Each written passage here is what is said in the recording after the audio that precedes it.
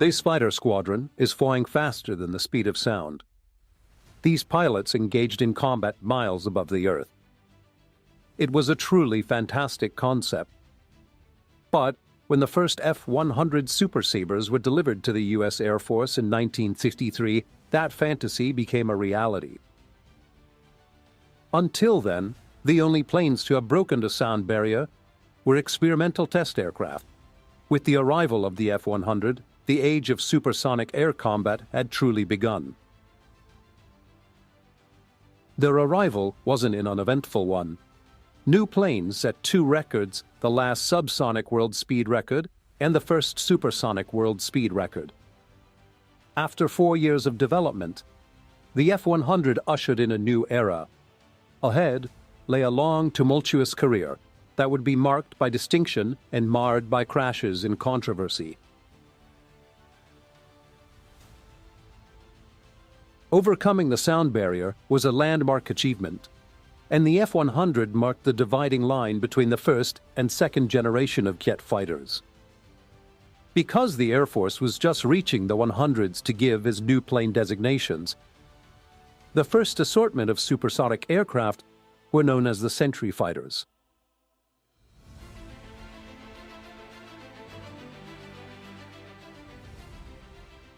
The Sentry fighters were renowned and included the F-105. But it was from the cockpits of the F-100 Super Sabres that the Thunderbird pilots would eventually choose to perform their aerobatic magic. The plane had its problems, including landing characteristics that were more like a controlled crash, but in flight, its responsiveness and reliability won the affection of the most critical of pilots.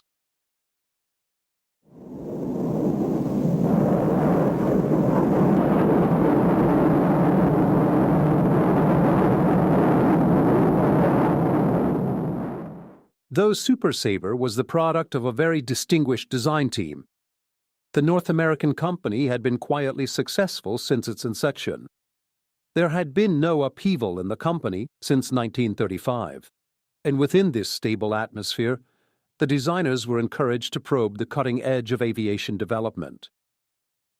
The Super Sabre was born in 1949, when the designers began exerting efforts to take the next major step forward, breaking the sound barrier.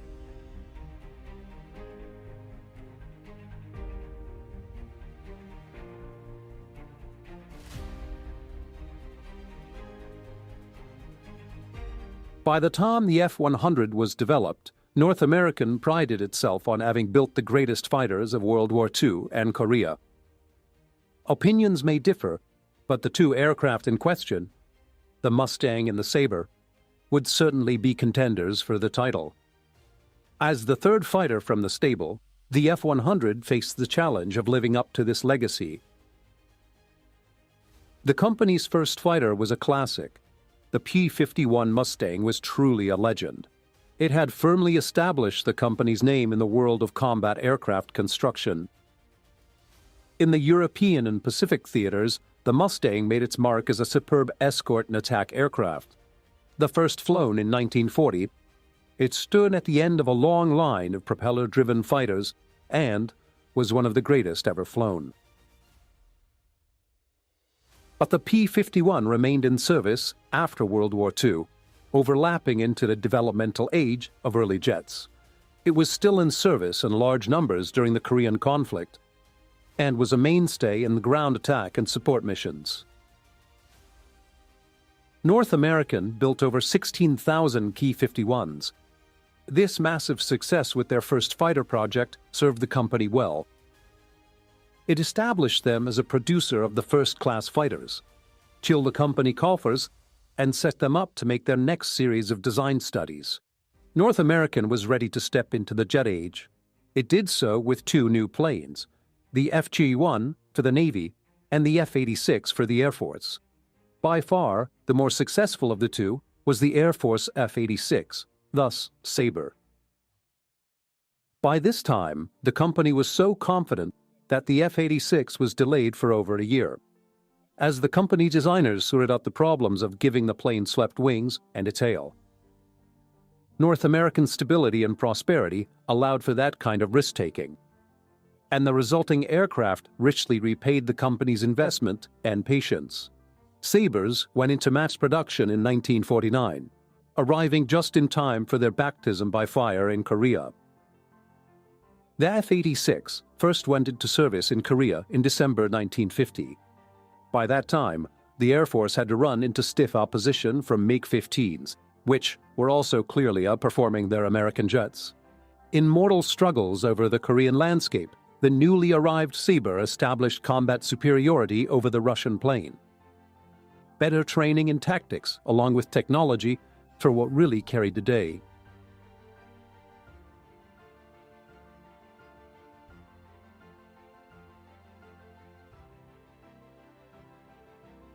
Meanwhile, the Sabre's designers were tackling a new challenge, the sound barrier. Work commenced in 1949 and progressed rapidly through 1950. Early experiments in extending the capability of the Sabre merely revealed the limitations of its design. The engineers quickly returned to a blank sheet of paper, and in the end, developed a totally new and much larger aircraft. In January 1951, the Air Force gave the nod to this new design. Soon after, the F-100 supersonic dayfighter was launched into production. No experimental or X-aircraft were ever built. In fact, the first F-100s would be a production prototype or Y-plane with typical North American confidence. This one from the drawing board to the construction bay 3 months prior to the Air Force approval. Aviation technology was leaping ahead at the time, and the F-100 was quickly outdated. But the jet was too useful for early retirement and complemented new designs throughout the coming year.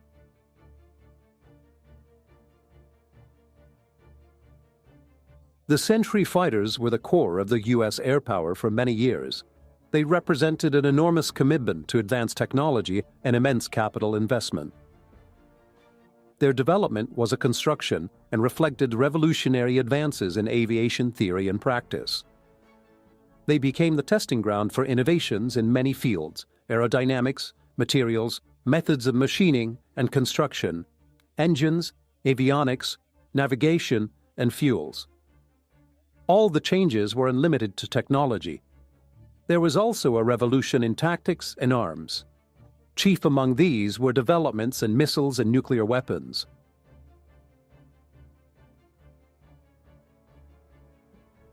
In time, the F-100 found its niche as a fighter bomber.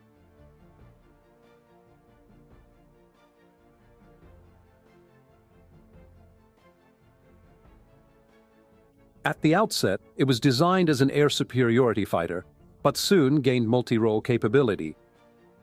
The wing was redesigned to carry up to 6,000 pounds of stores on 6 pylons. This enabled the Super Sabre to carry a many variety of weapons and ensured that the plane could pack a heavy punch. The Korean stalemate cemented American determination to be fully prepared for future conflicts, and the whole approach to weaponry was reapproached. Machine guns soon gave way to more powerful weapons.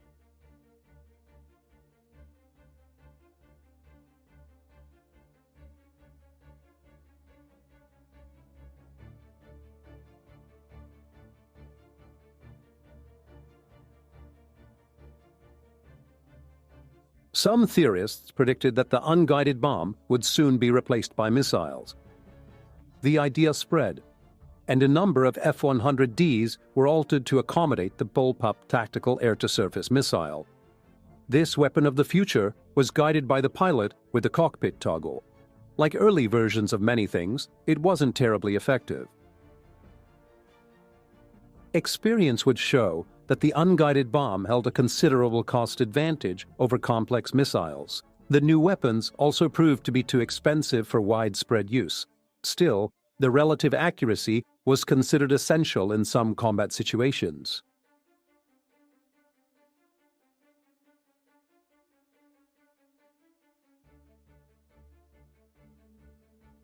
Early F-100 days had some major faults. In part, these were due to design changes, ordered after the initial contract had been signed during 1952. These changes included a critical shortening of the tail. This left plane with the very bad rule coupling problems, and after 6 major accidents, the F-100s were grounded. 2 pilots died when, through no fault of their own, their plane spun out of control and then broke up. In response to this tragedy, the tail was enlarged to its original shape and the wings extended. These changes were retrofitted to existing planes and incorporated into the new ones when production resumed. Apart from this very major flaw, the test series at Edwards Air Force Base went fairly smoothly. The only other concern focused on the plane's landing characteristics. This was eventually addressed through the pilot training rather than modifications to the plane.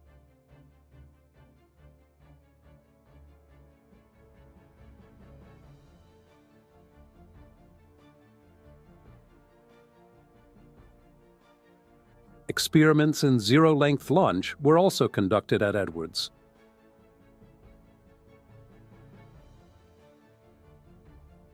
The F-100 had a range of well under 600 miles. It was later given in-flight refueling capability, either from a tanker or the buddy system from tanks on another plane. As a result, it became capable of extended patrols and long-range strikes.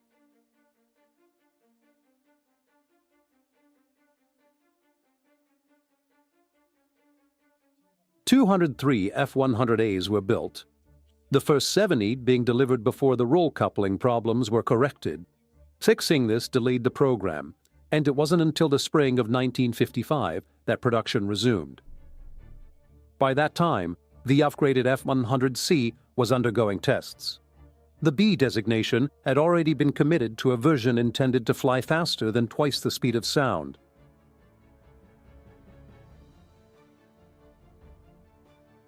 Design problems were limited to the potentially fatal control losses experienced at high speeds. At low speeds, the plane could also be very unforgiving. Here, a pilot realized that he has undershot his landing point and frantically attempts to put his plane back up. In opening his throttle too fast, he included a compressor stall and then, in a series of overcorrections, fatally compounded his problem. This incident was not unique, and the term saber dance gained a new and darker meaning.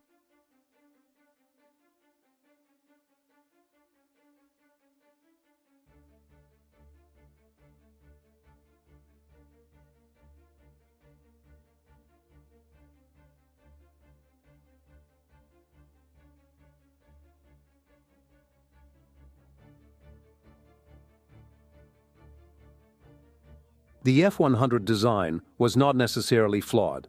The problem stemmed from the plane's purpose, which was to go fast, and many of the characteristics essential in going fast inhibit low speed control. The F-100 stalled at around 150 knots. It was sluggish and unresponsive anywhere near that lower speed. The pilot's forward view was seriously obstructed. The throttle of a slowed-down Sabre jet was touching, and landings were never simple.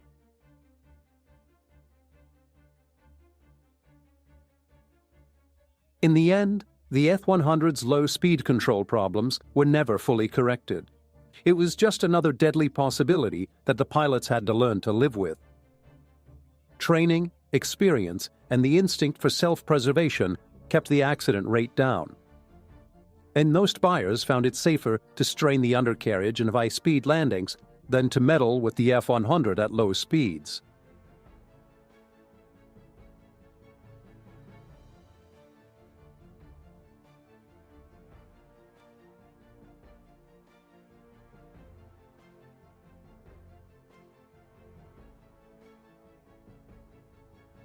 The Super Sabre embodied the demands of supersonic flight, from the sharp lips of its air intake to the sweep of its wings.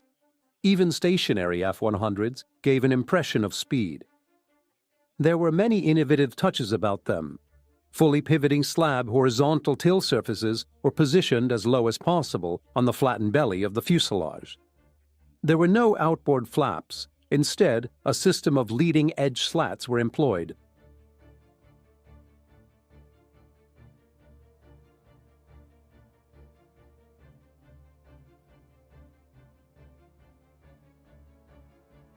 Throughout its career, the F-100 had the type of problems to be expected of such an advanced design. In some ways, it was an adventurous experiment. North Americans selflessly circulated information about these problems throughout the American aerospace industry. Though it was information obtained through costly research and analysis, the companies passed it on nevertheless. Because of this, the industry as a whole advanced, and mistakes were seldom repeated. North American and most Super Sabre pilots were well pleased with the plane. This included the framed Thunderbird's aerobatic team.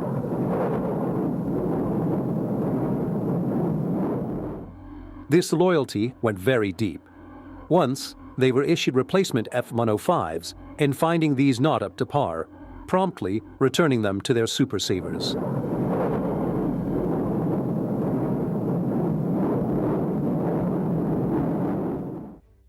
The Thunderbirds flew the F-100s from 1956 until 1969. They started with the first 6 examples of the C model and stayed with the F-100 from then on. Needless to say, they came to know every virtue and every vice that the aircraft had. Okay, Thunderbirds, let's do a loop. Play the deck. Nose coming up. Okay, and with the pull.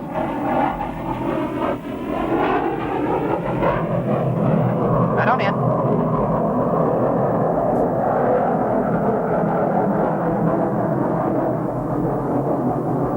Topping the loop now, ease it off.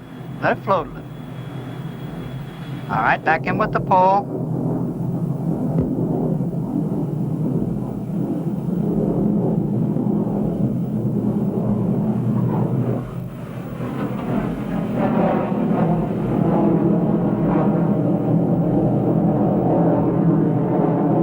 Now let's ease it off and play the deck.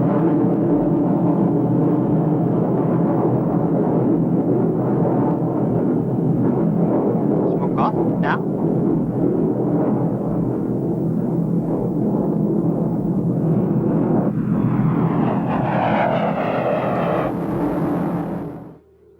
The Thunderbirds also wrote another sad chapter of the F-100's story.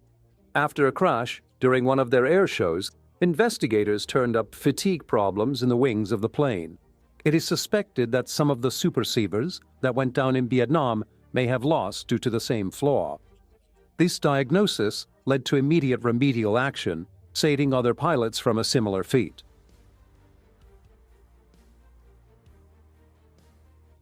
The Thunderbird's performances with the Super Sabre are proof that even if practice cannot make perfect, it can come very, very close. These thrilling planes were not specifically built supermodels. They were stock aircraft maintained and flown for a specific purpose. The Thunderbirds exaggerate and embellish normal maneuvers in a choreographed sequence that appears to push the aircraft into unusual or extreme conditions. But each pilot is a pro, and the test is to match his ability with that of the plane.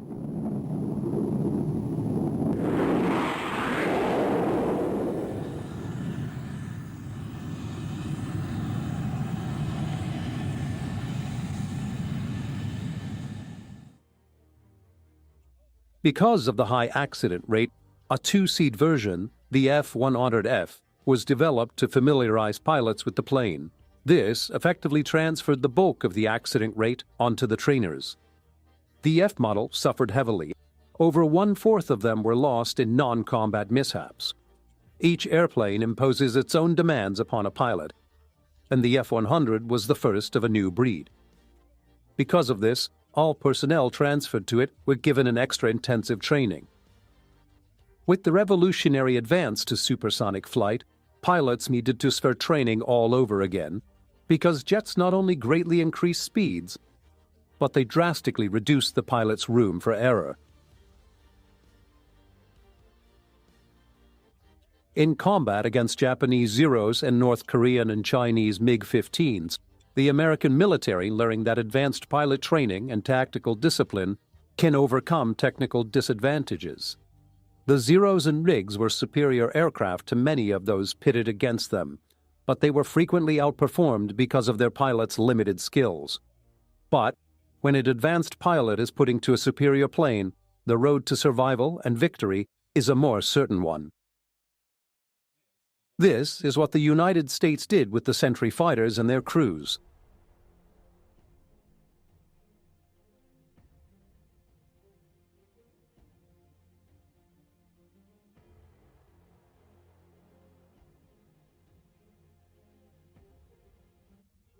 Korea had taught many lessons about area warfare. It was learned that strategic campaigns aimed at destroying an opponent's means of production were sometimes of dubious value, especially if your opponent didn't have the means of making war, but rather relied on an outside supplier. It became confident that there was a vast gulf between world war and limited war. In a limited struggle, aerial warfare became a matter of maintaining air superiority, interdicting the enemy's supplies, and supporting ground troops through battlefront strikes.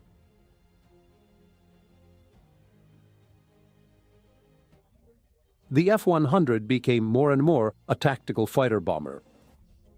There were faster interceptors and more extensive Mach 2 long-range strike aircraft, but the Super Sabre became the primary battlefield support weapon.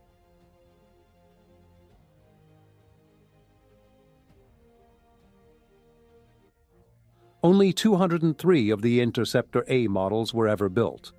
The following C model was a fighter bomber, and 476 of these appeared. The fully dedicated attack version, the F-100D, was built in far greater numbers. 1,274 were produced. The C and D models were out-and-out attack aircraft. The combination of high-speed landing and considerable bulk made the F-100 difficult to stop on landing. If the landing chute blew out, the pilot was set for a very long roll. Most of the planes of the era suffered the same problem. It relied on long concrete runways.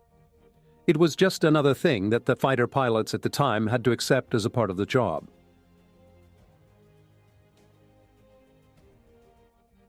The company had given the Super Sabre its name, but for many it was just too much of a mouthful. The planes came to be known by their crew as Huns, a contraction of F-100. Including 2 C trainers and 2 prototypes, 2,294 were built. The last of these was delivered in October 1959. From 1957, they equipped 16 U.S. Air Force fighter wings and were a vital weapon in the American arsenal.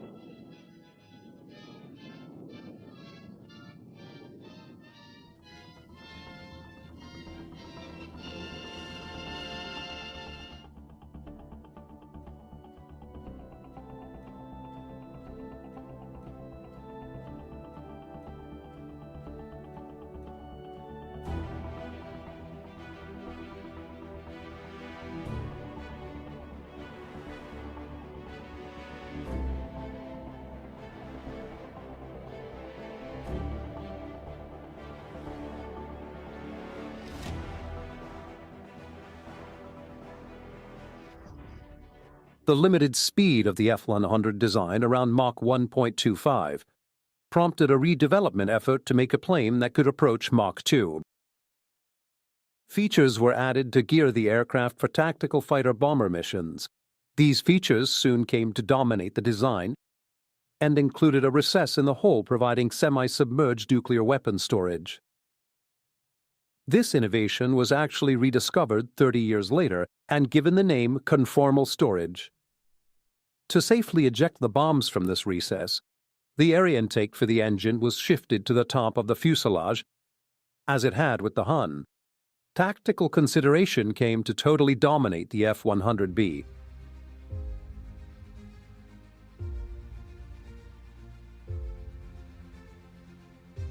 Air Force approval to proceed with the design was given on June 11, 1954.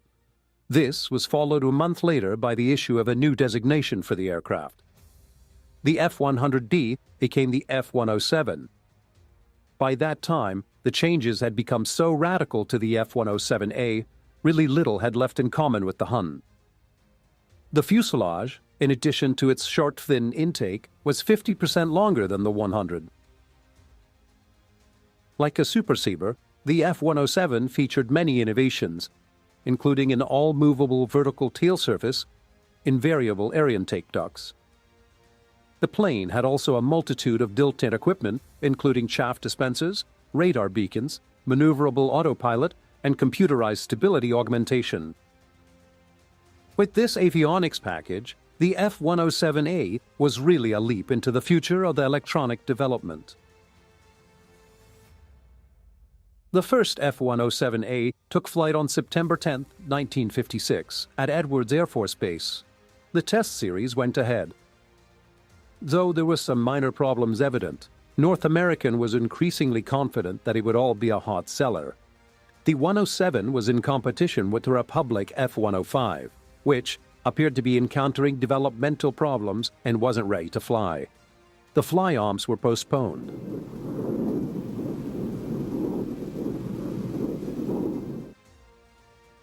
North American referred to the F-107 as the Super Sabre. The biggest worry was that once the 107 won the contract, construction would go to Republic, whose factory had no work of its own. Despite North American's confidence, the decision when announced came down on the side of Republic's F-105. Now, it was obvious that the F-107 would never be built in its numbers. An initial 33 examples had been contracted, but the only 3 test aircraft were fully built. The F-107 was left with the bitter consolation of being one of the best planes not to win an Air Force contract.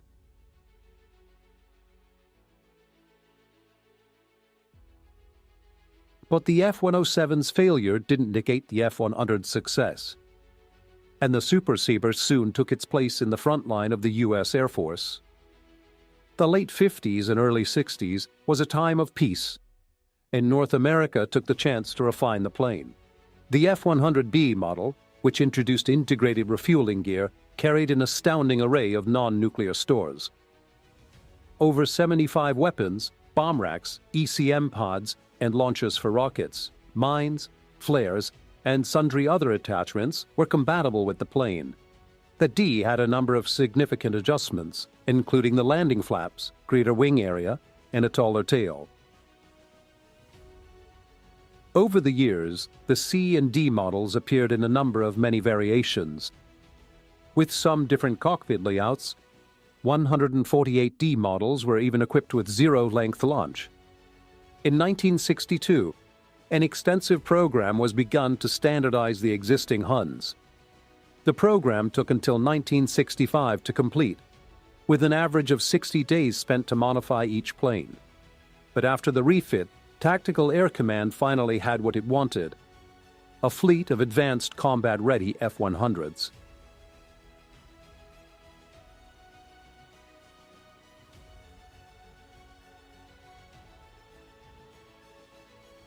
The F-100 went to war on the 9th of June 1964.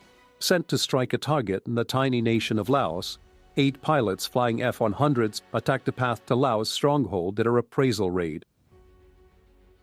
This was a retaliation for the shooting down of a Navy reconnaissance plane. It would only be the first of hundreds of missions flown over Southeast Asia, where, time and time again, the plane would prove its worth in battle. From the first raid onward, the Huns' involvement gradually escalated. In March 1965, Operation Rolling Thunder began. The United States had become fully entangled in the conflict, and, as the leading tactical fighter on the spot, so did the F-100.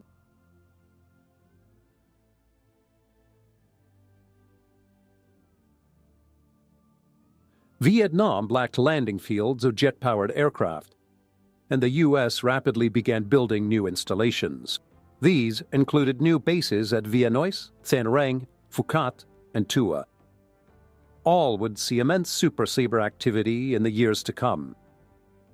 At many locations in Vietnam, pairs of 10,000-foot runways were built together with accommodation, administration, and maintenance facilities. In terms of modern airfields, South Vietnam became one of the most richly endowed nations on Earth.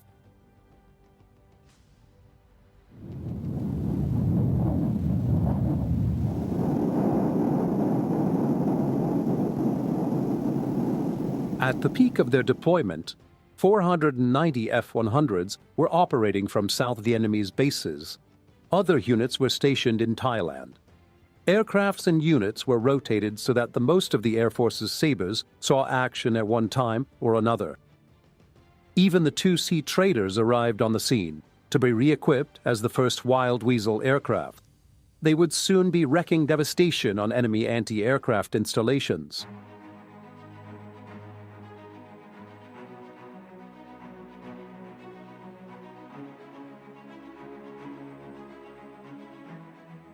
In 1966, the base at Phan Run was one of the first to receive an all F-100 fighter win. It remained a center of Super Sabre activity throughout the war. At one time, 140 operated from the field. By the middle of 1967, 4 fighter wings, the 3rd, 31st, 35th, and 37th, were operating the Hum in Vietnam. Although histories of the Vietnam Air War might make only passing reference to the F-100s, it's not because they weren't there in numbers, perhaps not as glamorous as other claims. Their contribution to the war effort was irreplaceable. In long-range strikes against North Vietnam, the Super Sabre's weakness became evident when compared to the newer F-105 and F-4. In such company, the F-100 was definitely outclassed. However, the F-100 served admirably as the aerial artillery so desperately needed by U.S. ground troops. At times, this was the most important test performed by the Air Force, especially to the grunts toughing it out below. To the F-100s operating with forward air controllers or FACs would drop their loads with devastating effect. Their missions can be described simply: briefing, takeoff, refueling, flying to a set of coordinates, rendezvousing with the FAC, locating and attacking targets, finally heading back to the base for more ordnance. A clinical description for what was a devastating endeavor. Pattern of the missions was repetitive, and those missions were flown in vast numbers. As early as 1969, the 4 wings stationed in South Vietnam had flown more combat missions than the combined total of the thousands of Ki-51 Mustangs engaged in World War II.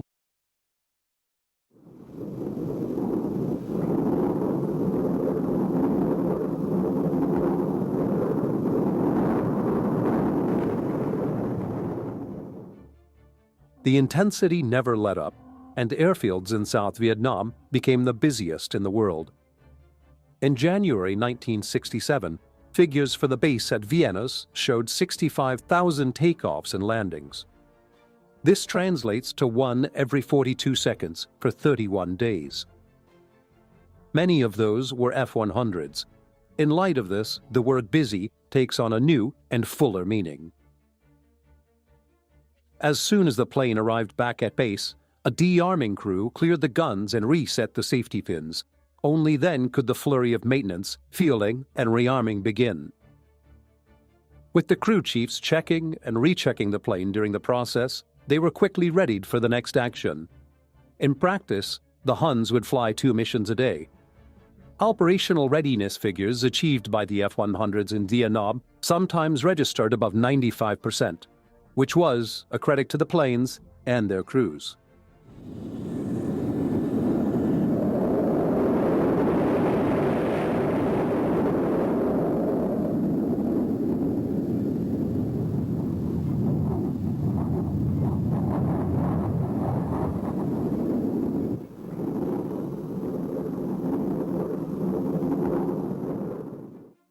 The 31st Tactical Fighter Wing operated 5 squadrons of F-100s.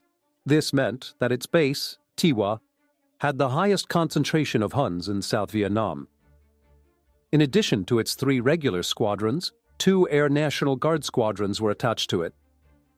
The National Guard forces deployed to Vietnam proved to be among the most effective units in the theater, partly due to the age and experience of the pilots and, in part, of the stability of their personnel. These squadrons shot down the old flying club image of the Air National Guard. Instead, they proved to be a strong, invaluable reserve. After their performance under fire, the F-100s phased out of Guard service were replaced with brand-new aircraft. In earlier days, they would have been issued hand-me-downs from the regular Air Force. In fact, General George Brown stated that the best 5 F-100 squadrons in Vietnam were National Air Guard units. These 5 included the 2 Guard units attached to the 31st Wing, Atwila, the 136th from New York, and the 188th from New Mexico.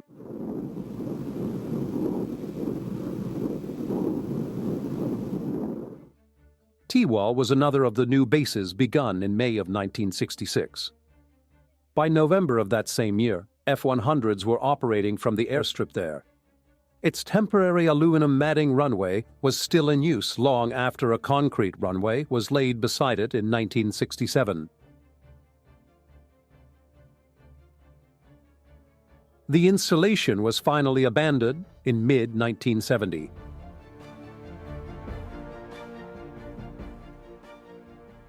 With its seemingly endless rounds of raids of replenishment, the activity of TWA wasn't much different from the other F-100 bases of the war.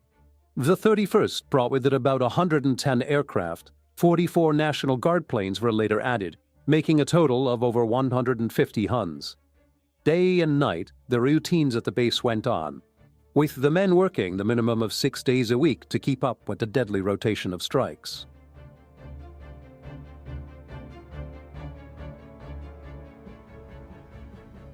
By the time a plane was ready for its mission, it would be loaded with fuel, ammunitions, and stores to the point where a pilot needed every inch of the airstrip just to take off. Tuy Wa's runway faced out to sea, and, with mountains at the other end of the strip, most landings and takeoff went over the beach. The view may have been nice, but variable sea breezes averaging around 25 knots and blowing across the runways tended to complicate matters.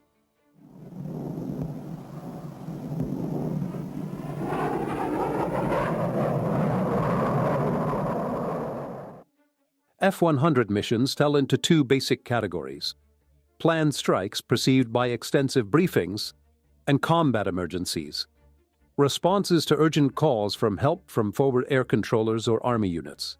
F-100s also joined in pilot rescue operations, sometimes for lighting a wall of suppressive fire encircling enemy troops.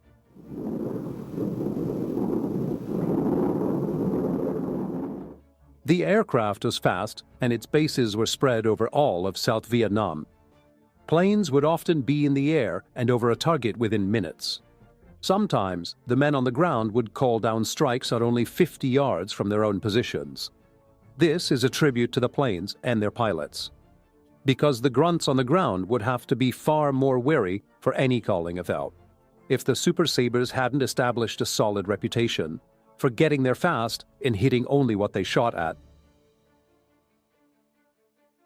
The need for an extreme accuracy in supporting ground troops was an additional and not inconsiderable burden on already tense pilots.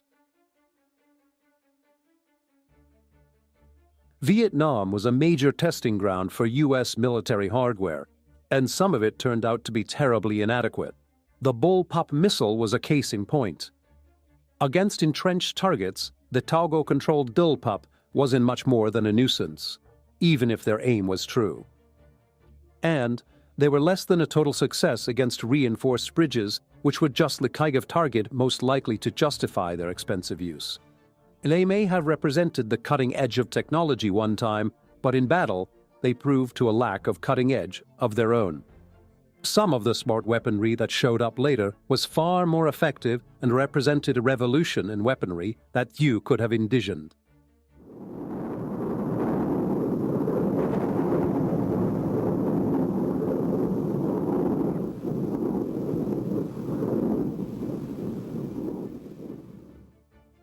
Most of the work of the Huns was done with basic ordnance like tumbling, unfamed napalm canisters.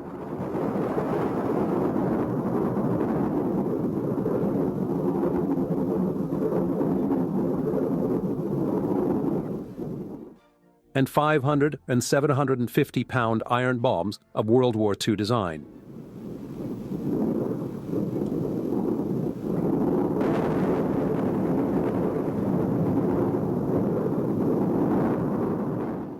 In addition, there were 4 cannons, each with 200 rounds, which gave the Super Sabre its lethal strafing power. By 1970, replacement of the F-100s with F-4s and F-111s was proceeding rapidly. Many of the airframes had passed 5,000 hours, and the F-100's age was telling. It had been an old design when it entered in combat, outclassed by opposing MiGs. It was simply no longer in the race as an air superiority weapon. However, it made quite a name for itself in its support of the Army and was also the first Wild Weasel aircraft.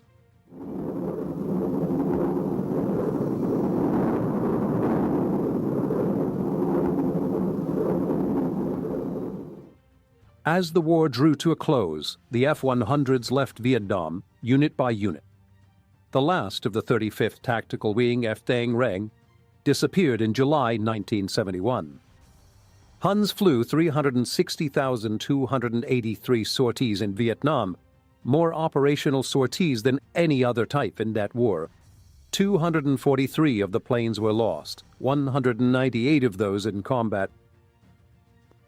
The majority of the F-100s used in foreign air forces were second-hand. In 1958, the French were the first foreign country to receive new Super Sabres. They operated 100 of them, with 15 of the F models and 85s. These remained in French service until 1980. Denmark also had 3 squadrons of Huns and operated them until 1982, and Taiwan received and operated second-hand A models which were later upgraded. By far, the largest customer for second-hand Super Sabres was Turkey. Out of the over 300 eventually purchased, the Turks reportedly still have some F-100s in storage, but generally, the Super Sabre wasn't a great foreign sales success for North American. And, with the failure of the F-107, they were left without any fighter contracts whatsoever.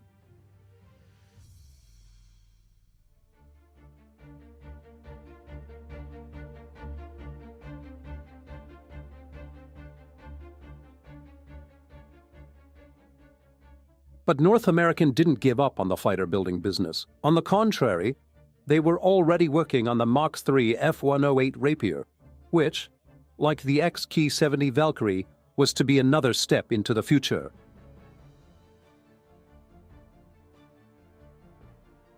In June 1957, the company was given a contract to develop a proposal that had been initiated in 1955. The plane envisaged would be an interceptor capable of operating at Mach 3 at 70,000 feet. It would have been able to fly 1,000 miles from its base, launching a missile and be back home and on the ground in half an hour. The aim was to destroy incoming missiles or bombers far out at sea. Unfortunately, the plane would have carried an enormous price tag, and after viewing the mock-up in January 1959, the Air Force backed off. On September 23, 1959, North American advised of the Rapier program's cancellation after only 3 generations, all of which had been illustrious ones. The company's days of fighter construction were at an end.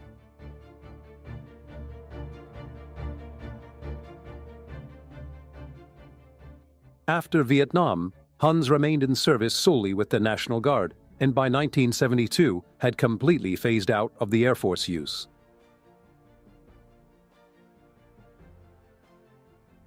But almost no low-time planes were left. Having become a relic, they were gradually phased out. They had been with the Guard for over 21 years, and several pilots had logged over 5,000 flying hours in them. The last operational National Guard flight was on the 10th of November 1979. The only flights after that were ferrying operations.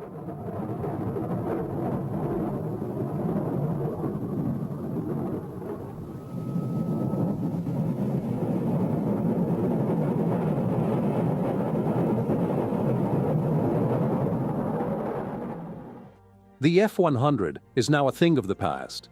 It was the product of an experimental age and bridged two separate eras between 1949 and 1979. A lot had happened in aviation.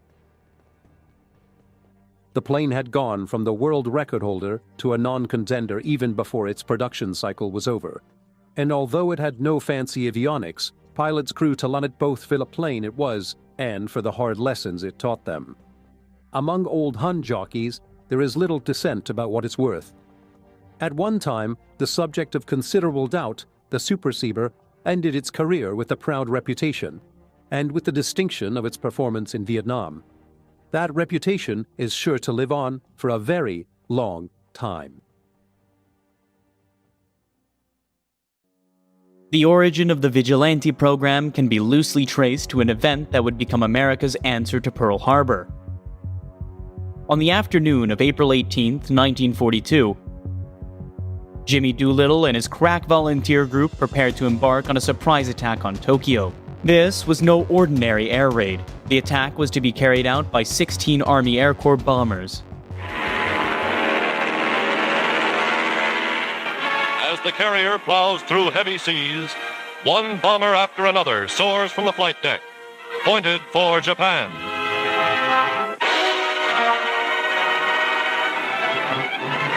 The sea grows rougher, the weather worse, but not one plane fails to get into the air. Taking the gale in its teeth, each bomber sets its course for carefully prearranged military objectives in Japan.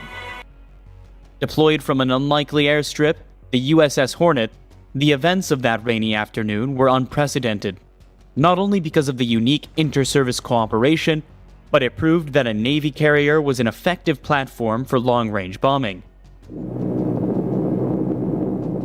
The American strategy was effective. Doolittle's raiders had dealt an important psychological blow to a seemingly invulnerable adversary. The role of the aircraft carrier in this attack would not be forgotten. Just 3 years later, American planes again dropped bombs on Japan. Only this time, the symbolism of the attack was overshadowed by the destructive power of the weapon used. The onset of a nuclear age brought with it a change in military thinking. Having delivered the final blow to Japan, the US Air Force assumed the mantle as a sole possessor of the nuclear endgame. As a post-war euphoria gave way to a Cold War reality, the Boeing B-47 and later Boeing B-52 Stratofortress were fit with the role of nuclear delivery. Long-range strategic bombing became a defensive priority. Now equipped with an aircraft that could reach the Soviet heartland from American bases, the aircraft carrier was deemed redundant. Struggling to find a role in the era of the strategic bomber, the Navy put forth a nuclear-capable aircraft of its own. The North American A.J. Savage was clearly the result of the desire for a nuclear bomber combined with an inherent distrust of pure jet aircraft.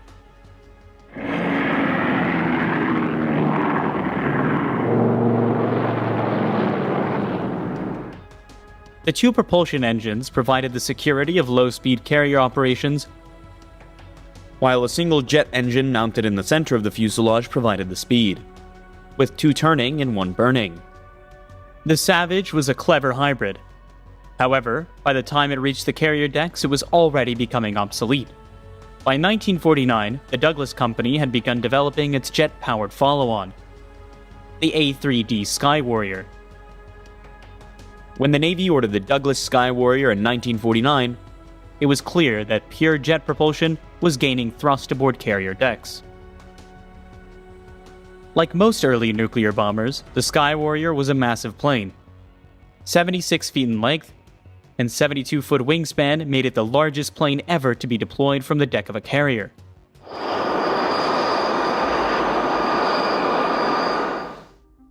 However, like most early large jets, the Sky Warrior was relatively slow. Unable to reach supersonic speeds, it was deemed vulnerable to rapidly improving Soviet air defense. Because of its sheer size, the Sky Warrior was disliked by deck handlers. The absence of an ejection system was unsettling to its 3 crew members. In fact, Many pilots joke that the 3D stood for all three dead.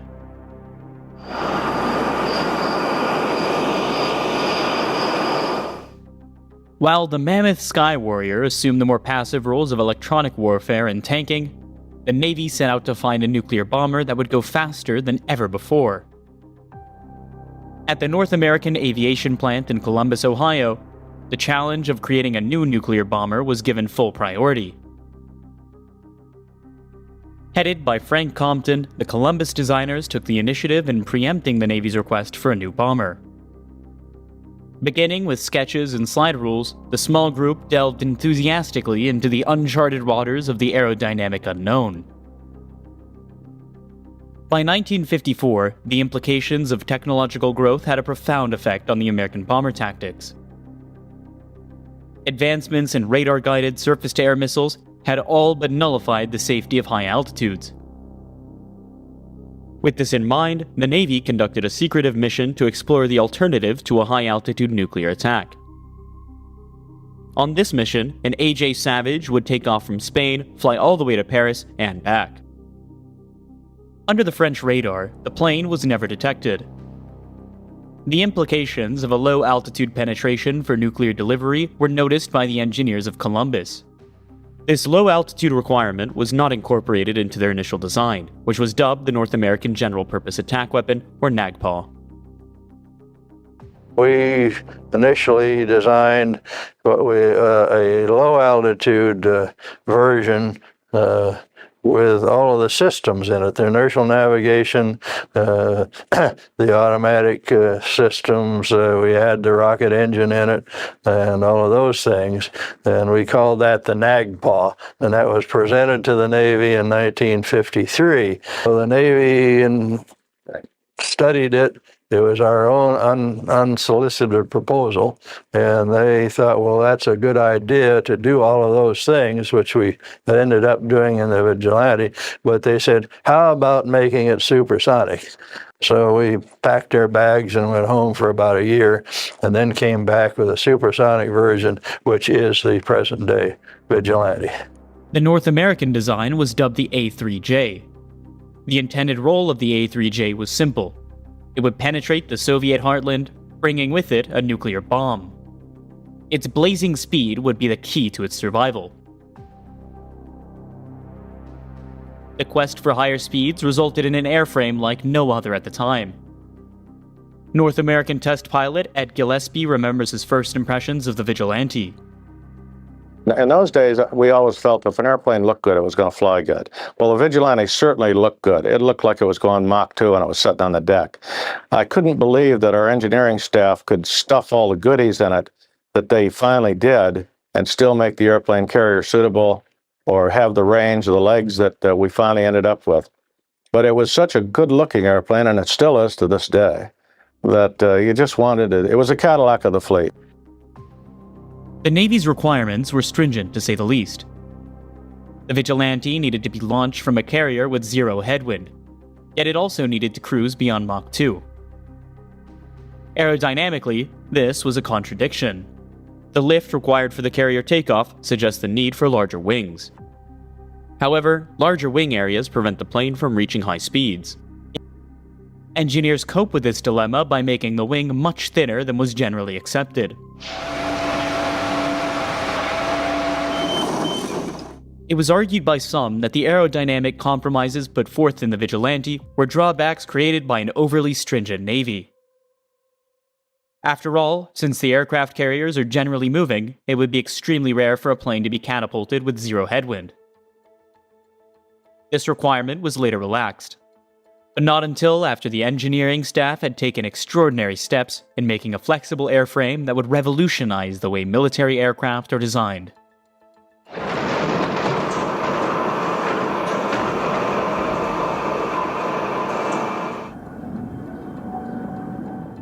While the Vigilante was taking shape, the Air Force was making progress on their own supersonic bomber programs.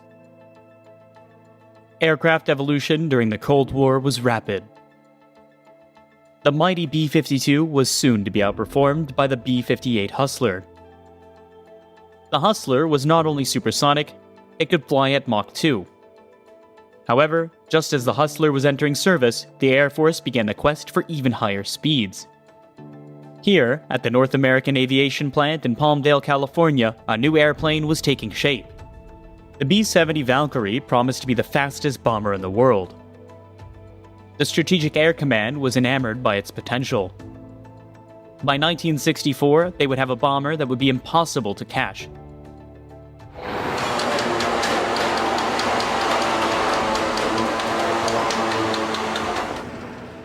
"9,000 miles away, the American bomber programs were already making an impression. The American pursuit of supersonic bombers posed a great challenge to the Soviet military. Soviet airspace was immense, and an unwelcome bomber could penetrate the vast areas of the fastest Soviet fighter of the time to catch it. Soviet aircraft. Back at the Columbus plant, the Vigilante was beginning to take shape. By 1958, it was clear that this plane was revolutionary. It was the first plane to fly by wire controls, the first to have a heads-up display, terrain avoidance, and a fully integrated inertial navigation, bombing, and electric warfare system. Advanced aluminum alloys were also introduced. However, of all the Vigilante's firsts, there is one that few people know about. One of the things that we did in 1955 was look at the so-called stealth characteristics of the airplane, which now are high tech.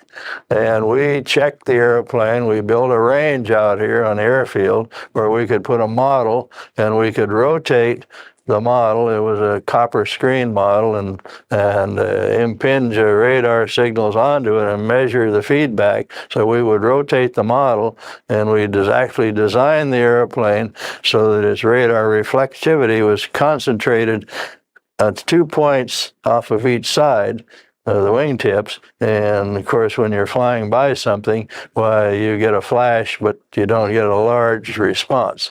So we actually designed stealth into the Vigilante. Despite differences in both culture and language between the United States and the Soviet Union, aerodynamics are universal.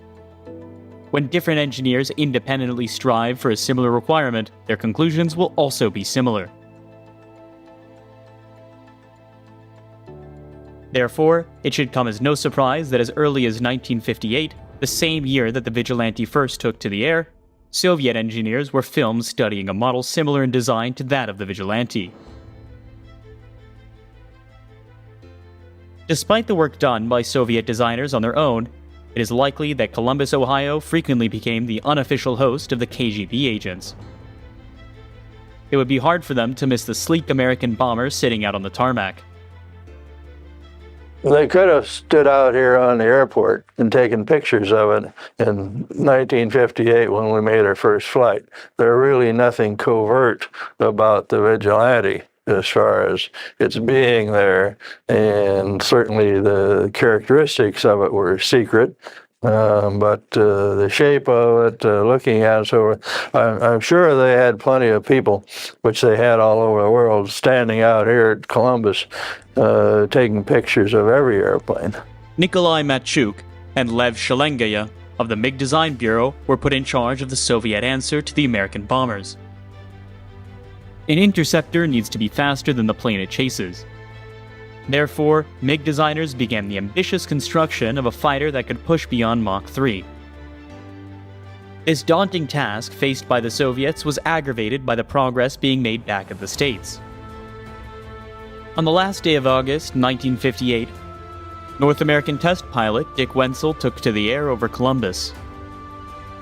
After the maiden flight, the Vigilante's prowess as a speedster began to truly shine. In June of 1960, famed aviatrix Jackie Cochran climbed into the back seat of the Vigilante, becoming the first woman to fly beyond Mach 2. Later that year, the Vigilante set yet another record when Commander Leroy Heath climbed to over 91,000 feet while carrying a 2,200-pound payload. Although the Navy was enamored by the Vigilante's performance, certain residents of the southeastern Ohio were less impressed. We broke a lot of windows in the early days. One lady sued us because of the loss of her parrot, had a heart attack, I recall that. We also had a very definite problem with a gentleman down in southeastern Ohio who owned a dynamite factory, and it was right under our supersonic corridor. And he finally realized who was causing he was losing so many man hours to people bailing out the windows and so on when we would shock his employees that he finally got in touch with us, said, please, I think it's you guys, don't do it anymore. And indeed, we did move our corridor away from him, and he thanked us. He wasn't losing the time anymore. To a pilot flying a new plane, the ejection seat is the most important piece of equipment on board. Bucking the trend toward the British Martin Baker variety, North American designed its own. And in fact, came up with the first seat to safety eject the pilot both above and below the speed of sound. A Navy pilot is not necessarily in the air when he needs to get out of the plane. In the dangerous world of carrier operations, escaping from a submerged plane can be the key to survival.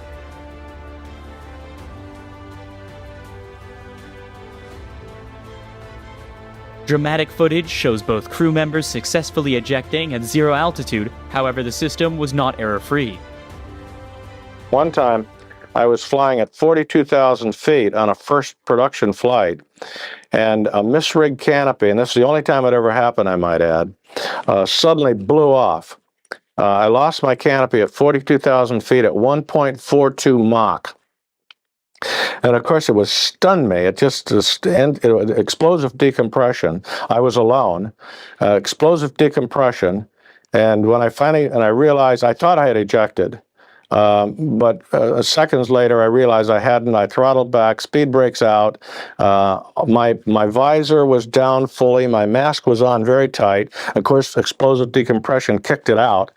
But when I finally got out of control, I realized it was still in the airplane, and the airplane was unhurt, except that I was open cockpit. So therefore, I claim, and nobody's ever I don't believe that anybody's ever come close, but we have the fastest open cockpit flying record.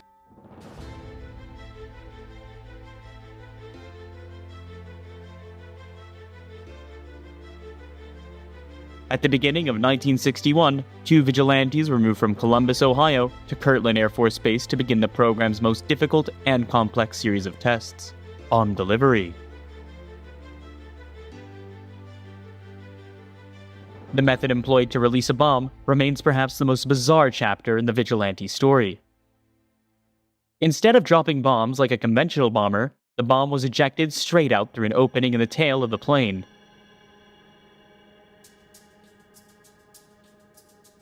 In the early 50s, high and fast were the most important elements in a bombing attack. However, with improvements in air defense systems, it became apparent that sneaking under the radar was the safer bet. For pilots carrying a nuclear bomb, this meant learning some extraordinary tactics. Our initial method was to fly the airplane straight and level at Mach 2 at 70,000 feet and drop the bomb out of the back of the airplane. As it would come out, the tail cone would come off the airplane, the bomb would come out like this and then go. And of course, the airplane was at 70,000 feet there, so there wasn't an escape problem up there.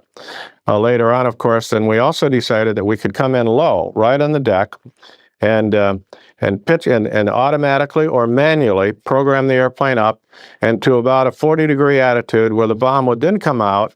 And as the airplane continued, the bomb would come off and go towards the target. The airplane would then continue around and do an Immelman turn and then go the other way and escape. The other way was an over-the-shoulder where you hit the target, you were right over the target. This was your IP, or your initial point. You pull up right there and right over the target, you released the bomb, you continued around like this. The bomb would go straight up and come straight down, and luckily by the time it hit you, you were off and away. For pilots, these hair-raising maneuvers were taxing enough without having to worry about finding and hitting the target. This was a job for the Radar Attack Navigator, or RAN, who sat in the back seat. Responsible for target and checkpoint acquisition, terrain avoidance, and a host of other duties. The RAN is crucial to the mission.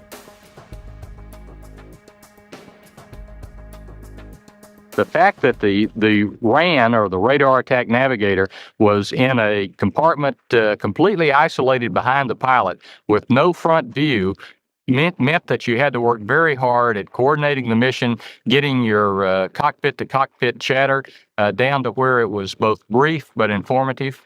And as the navigator in the back would run sensors, navigate the airplane, the pilot in front is looking for visual cues and maneuvering the target in the end game. It was a wonderful experience to form the teaming that you saw between pilots and navigators. Before each mission, the RAN sets the course the pilot will follow en route to the target. Flying below radar means that mountains are as dangerous as the enemy defenses.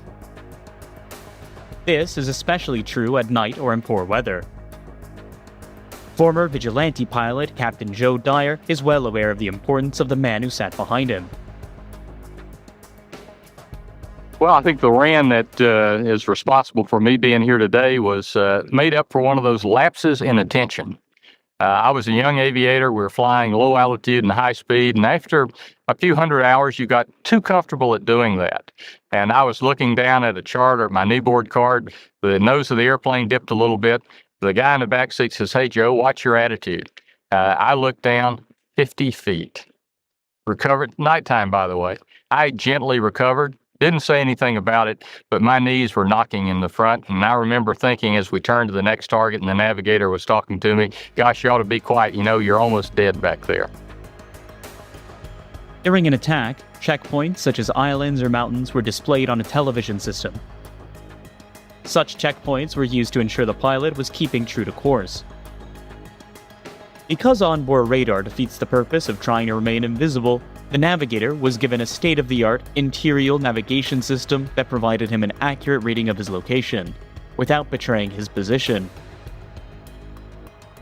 To ensure that the plane was keeping true to its course, the navigator would occasionally flash his radar to verify checkpoints and correct any navigational error. Should enemy interceptors pick up the radar flashes, an electronic countermeasure indicator will warn the pilot of incoming fighters. It will then confuse enemy radar by emitting false information concerning the whereabouts of the Vigilante. Vigilante's problems were political, not aerodynamic. The Air Force had long argued that the strategic attack role was exclusively an Air Force mission. The Navy disagreed. By 1960, discourse over the Navy's role in the strategic mission had snowballed into the bitter inter-service, rivalry, and debate. The Vigilante was a casualty. The Air Force convinced Congress that the Navy shouldn't have a strategic mission, and so we converted the airplane from a 70,000-foot Mach 2 airplane very successfully to a low-altitude, long-range reconnaissance airplane. Enter the RA-5, R being reconnaissance. The shift from attack to reconnaissance took place just as the Vigilante was entering service with the Navy. The first Vigilantes were delivered to Naval Air Station Sanford in Florida in 1961. By January of the following year, they entered squadron service. During this period, the heated debate over whether the Navy should have a role in the nuclear deterrent cast a shadow on the Vigilante's long-awaited arrival into fleet service.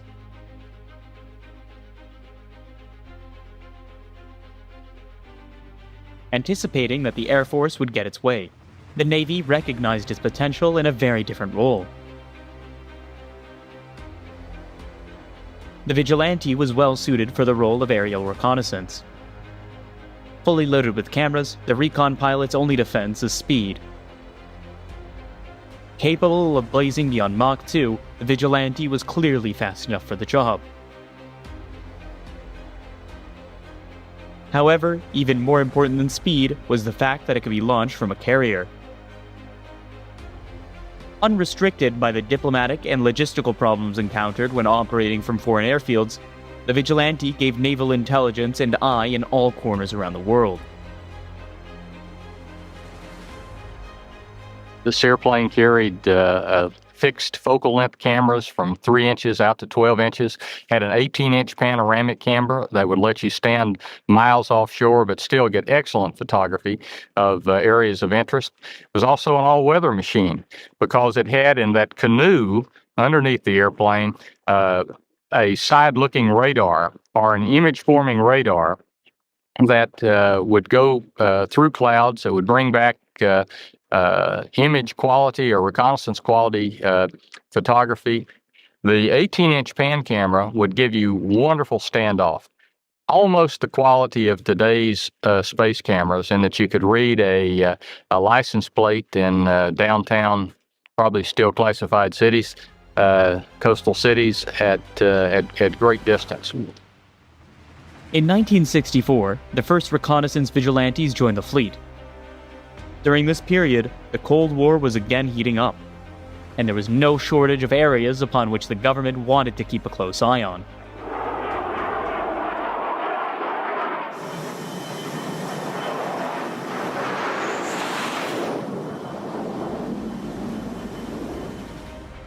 When the Vigilante returned to the ship, intelligence information recorded on tape and film are rushed into a highly specialized group of rooms several floors below the flight deck.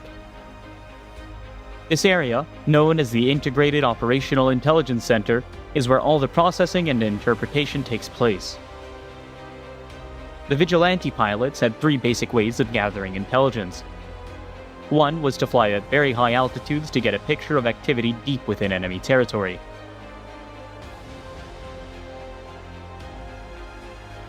Another way was to briefly sneak across the beach very low to obtain a detailed picture of enemy defenses several miles inland. The third was a short-range beach reconnaissance to give details of possible landing assault.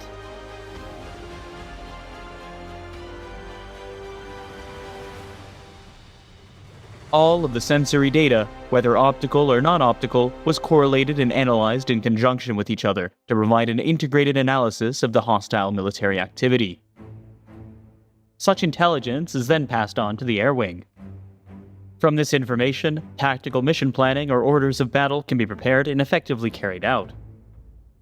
If an airstrike is called for, the attacking planes will know exactly which targets to attack and which radar signature to jam. Active 3 miles, approaching like that. The information provided by the Vigilante is tactical, meaning that it gives a continuous and updated picture of the enemy during a wartime situation. Tactical recon was nothing new to the US Navy. During World War II, Navy Wildcats were fit to carry large cameras. Stationed at forward bases in the South Pacific, photo pilots flew over Japanese Hell Islands before an amphibious assault. Navy bomber pilots studied the photographs and picked their targets before setting on their way.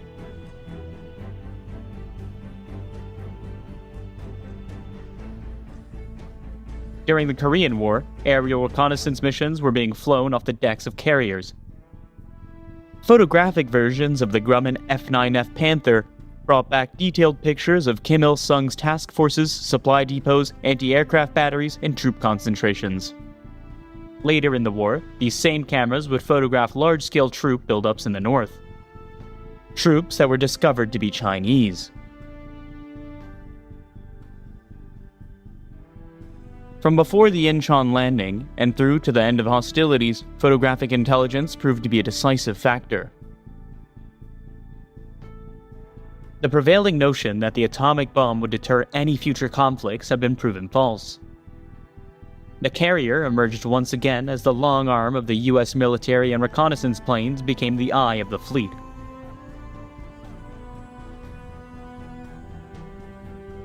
Following the Korean War, US foreign policy was directed to another area of the world, the Middle East.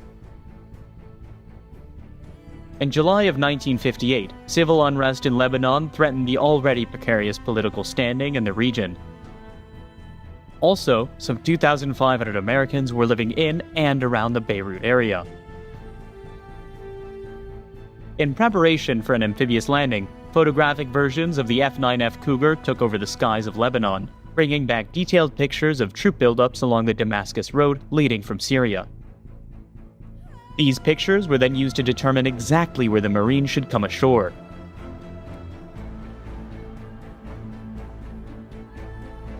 While Navy planes were busy with tactical reconnaissance, the Air Force was keeping an eye on the US military's main area of interest, the Soviet Union.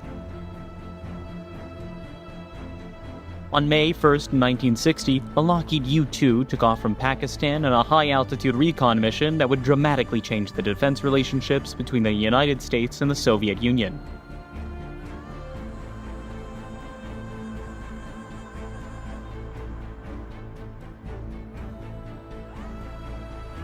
The U-2, flown alone by France's Gary Powers, never made it to Norway.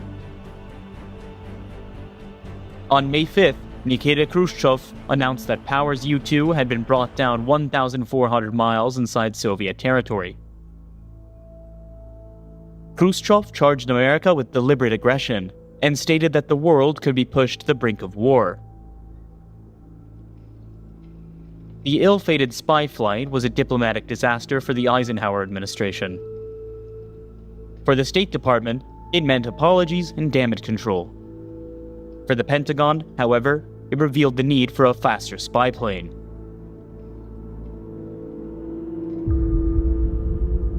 When the Central Intelligence Agency was in charge of strategic reconnaissance missions, the Vigilante was being readied for the entrance into the fleet. Its prowess in the areas of speed and altitude had not gone unnoticed by the CIA. After all, the plane had been initially designed to penetrate Soviet airspace with a nuclear bomb on board. If it could penetrate Soviet airspace with a nuclear bomb, it could certainly do so with cameras. New engines specifically designed to sustain the plane at a high-altitude supersonic dash were considered by both the Navy and the CIA. However, as the CIA project was still in the planning stages, a conflict in a different part of the world was beginning to boil.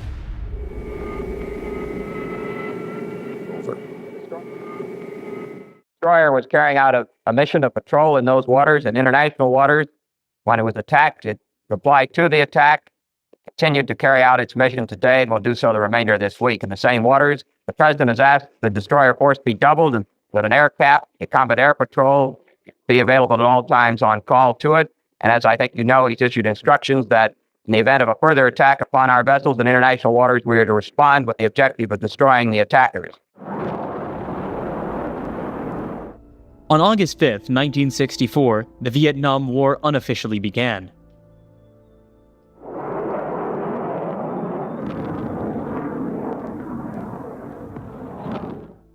Airstrikes targeted North Vietnamese fuel deposits, suspected military installations, bridges, and roadways. However, there was one major problem. Maps of North Vietnam were notoriously inaccurate. In some instances, these maps were as much as 4 miles in error. The problem this presented to American pilots is obvious. On the ground, American troops were forced to adapt to the guerrilla tactics they faced in both jungles and towns. From the day the first American soldiers set foot in Vietnam, it was clear that fighting such an elusive enemy would prove difficult. A decade of war had left the North Vietnamese well adapted to an ambush style of warfare. Inaccurate maps aggravated the problem for American soldiers. Errors up to 4 miles created confusion about the location of crucial landmarks like hills, rivers, and villages.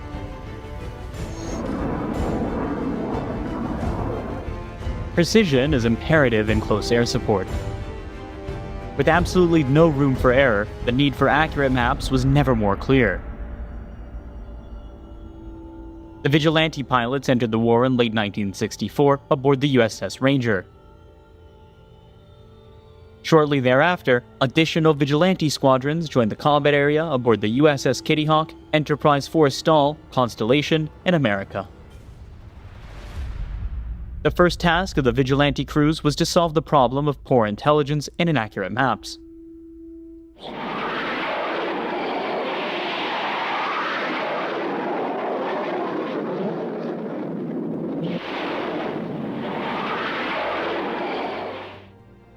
In just a 2-week period, the Vigilante collected the imagery of the entire Vietnamese area. providing the US military with reliable maps for the first time. However, what the maps did not show was the complex network of trails and bridges upon which the North Vietnamese funneled supplies to the south.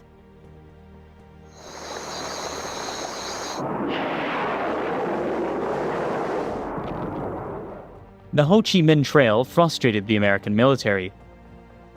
Cutting off this relentless flow of supplies became a priority. However, finding it was a different story. The Ho Chi Minh Trail was not one trail, but a vast network of trails.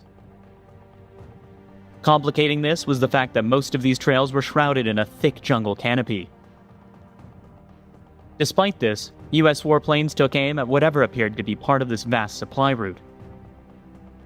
As the war progressed, the Ho Chi Minh Trail would become the focus of the most concentrated bombing campaigns of the entire war.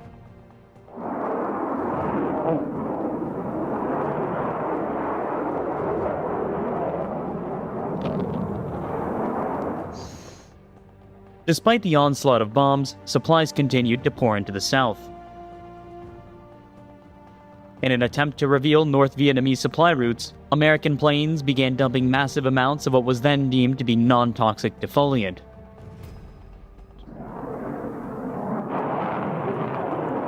The use of Agent Orange proved difficult and ineffective.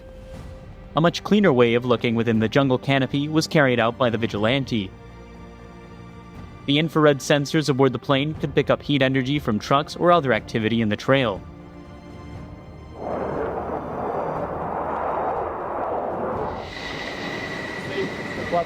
In the first months of the war, the Vigilante had earned a reputation as an exceptional recon plane. However, it had also established a less flattering reputation. Because of its sheer size and high landing speed, the Vigilante was notoriously difficult to bring aboard a carrier.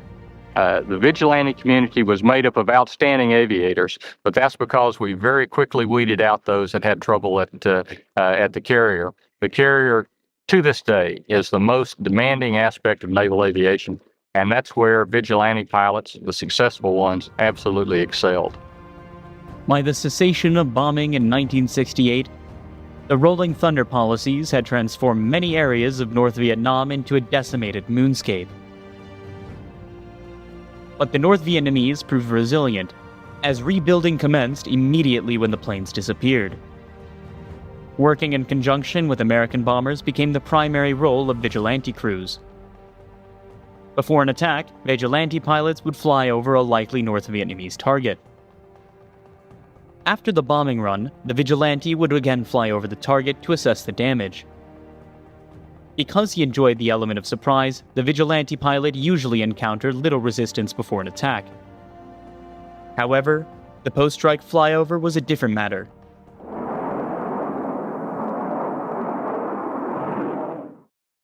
Some of the airplanes in Vietnam were lost because their tactics were to follow up a bomb delivery mission with reconnaissance, and pretty soon the Vietnamese were smart and they knew that after they got a few bombs, they were also going to get a Vigilante.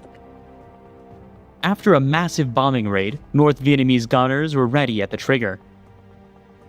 In the north, anti-aircraft defenses were formidable. The sound of an American plane would cause the sky to erupt into a violent hail of artillery.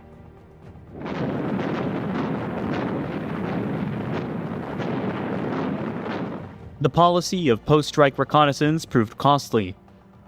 In fact, more Vigilantes were lost over Vietnam than any other Navy plane during the war. 11 of the 18 airplanes lost were attributed to anti-aircraft artillery. Proof that when flying at low levels, even the fastest and most sophisticated airplane is vulnerable to the oldest form of anti-aircraft defense. The pieces of the airplanes seen on the boat are from a Vigilante that left the USS Kitty Hawk on its last mission. May 19, 1967.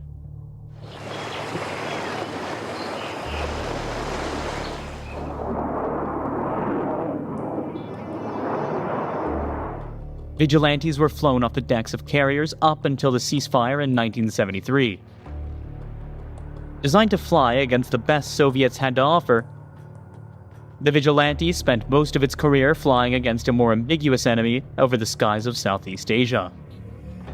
For American pilots, this was typical Cold War reality. During the brush fires and wars of containment that characterized the Cold War, the aircraft carrier was the strong arm of American foreign policy. For almost 20 years, the Vigilante was the eye of the fleet. And during this tenure, the Vigilante community developed a distinguished reputation.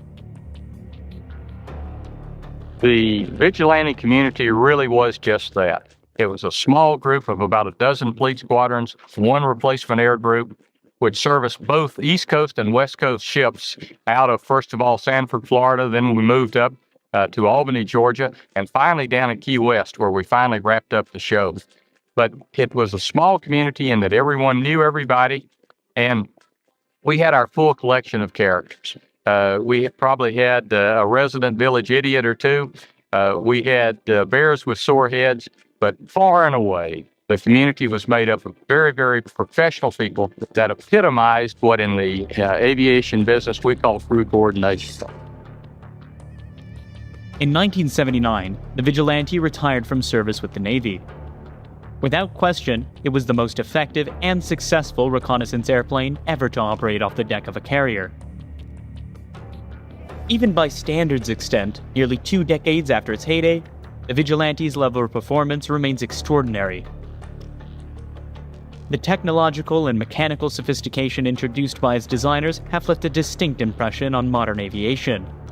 One of the Vigilante's major design firsts were its horizontal ramp intakes for its engines. Such intakes are now commonplace on military planes.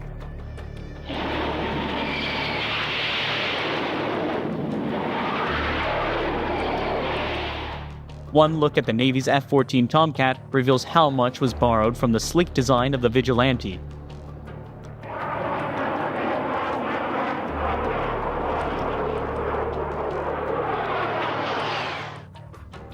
The Air Force's mighty F-15 Eagle has also borrowed heavily from the four-sided Vigilante designers. But whatever became of the once feared Soviet MiG-25, the Foxbat? About a year ago, there was a picture of a Foxbat reconnaissance version, and it also has the same canoe on the bottom and so forth that our RA-5C had. So I think today they are continuing to have a reconnaissance system, which we no longer have. The MiG-25 had a fate similar to the Vigilante. When it emerged, it was deemed one of the fastest and most daunting aircrafts in the world. However, like the Vigilante, it was used most effectively when carrying cameras rather than... When the Vigilante retired, with it went the Navy's ability to take an integrated picture of the battlefield.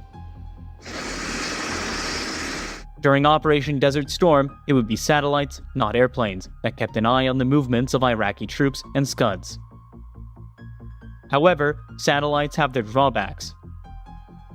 Desert Storm, one of the big lessons learned, quote, was tactical reconnaissance. And they still in Desert Storm had to try to get satellite data to Washington and back to Desert Storm, which was a day later instead of an hour later. Satellite has a little problem getting electronic intelligence because it only goes over once every hour and a half, you know. We can be there continuously and know exactly where we are. With the end of the Cold War, there are now signs that dedicated tactical reconnaissance may be re-emerging as a defense priority. In the tradition of the Vigilante, an unmanned reconnaissance system currently under development promises to give the battlefield commanders an eye in the sky.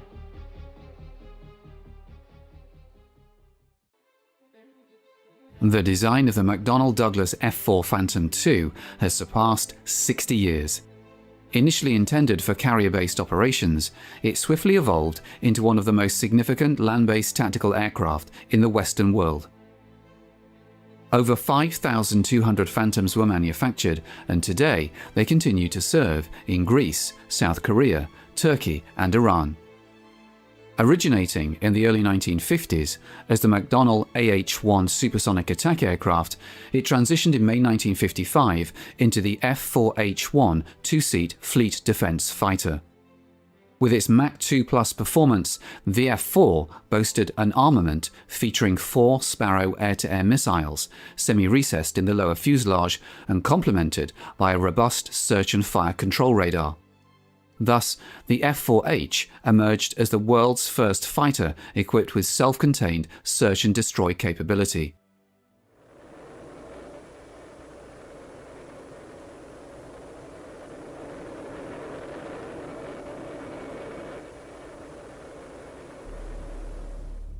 On May 27, 1958, the XF-4H-1 prototype made its debut at Lambert Field in St. Louis, with test pilot Bob Little at the controls for its inaugural flight.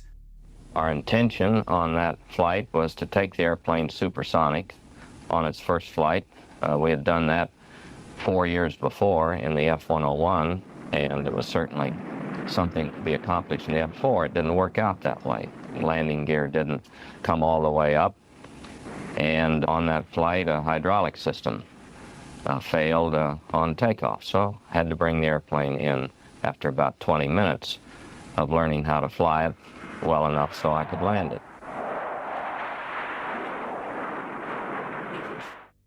Despite encountering challenges during its maiden voyage, as the XF-4H taxied alongside examples of McDonnell's other major fighter program of the period, the F-101 Voodoo, it became evident that the company had a triumph on its hands. The narrative of the Phantom also encompasses General Electric, which supplied the J-79 turbojet engine.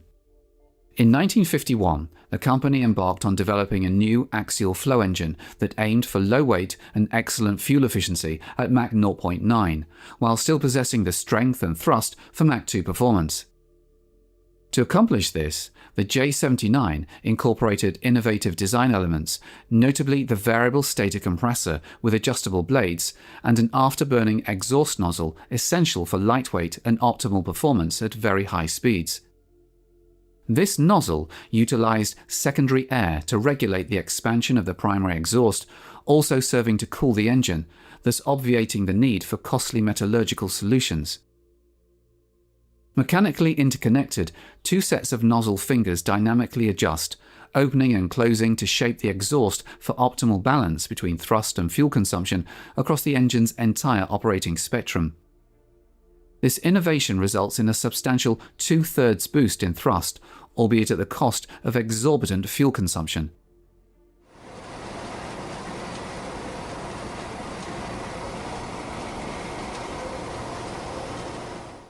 The full-scale variable stator compressor unit underwent its inaugural test in August 1953, yielding performance figures so impressive that the test crew initially suspected instrumentation malfunction.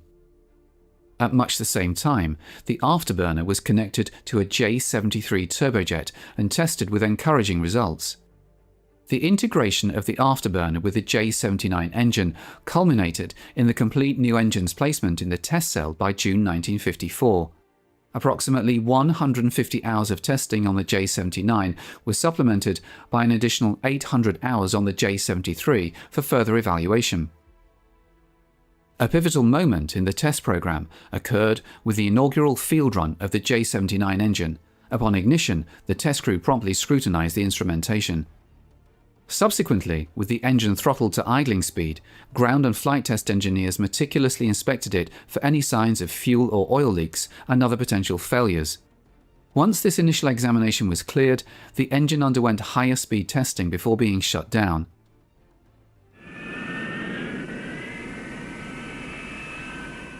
In May 1955, the groundbreaking new engine took flight, housed in a nacelle beneath the belly of a converted North American B-45 bomber.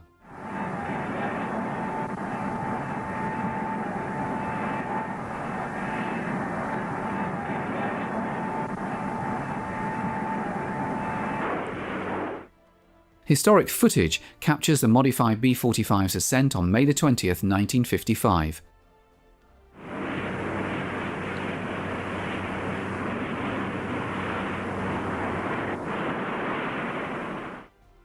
After the B-45 achieved stable flight, the J-79's nacelle was extended, facilitating initial test runs to confirm its capabilities in steady, level flight.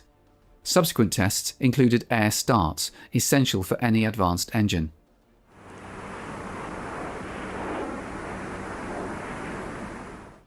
The J-79's performance was thoroughly assessed across various flight conditions, proving its mettle with afterburning thrust ratings of up to approximately 13,000 pounds. The inaugural flight-worthy J-79 was transported across the United States to Edwards Air Force Base in California, where it underwent unpacking, ground testing, and installation for flight trials.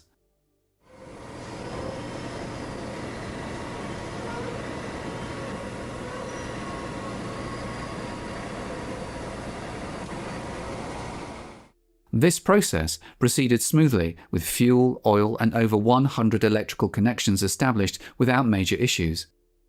The XF-4D-1, a prototype of the high-performance naval interceptor Skyray, was selected as the test aircraft for the flight trials.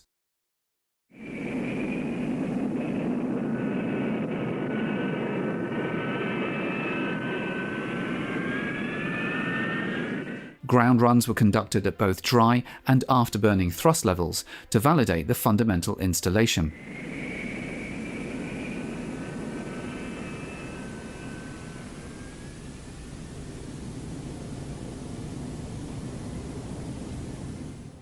On December 8, 1955, under the command of test pilot Roy Pryor, the aircraft equipped with the J-79 engine embarked on its maiden flight.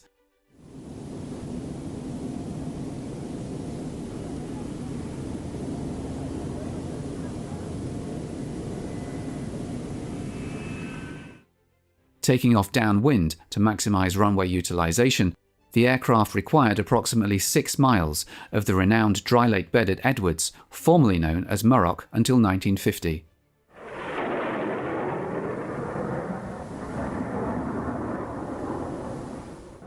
The flight encompassed a climb to 18,000 feet before safely returning for an evening landing.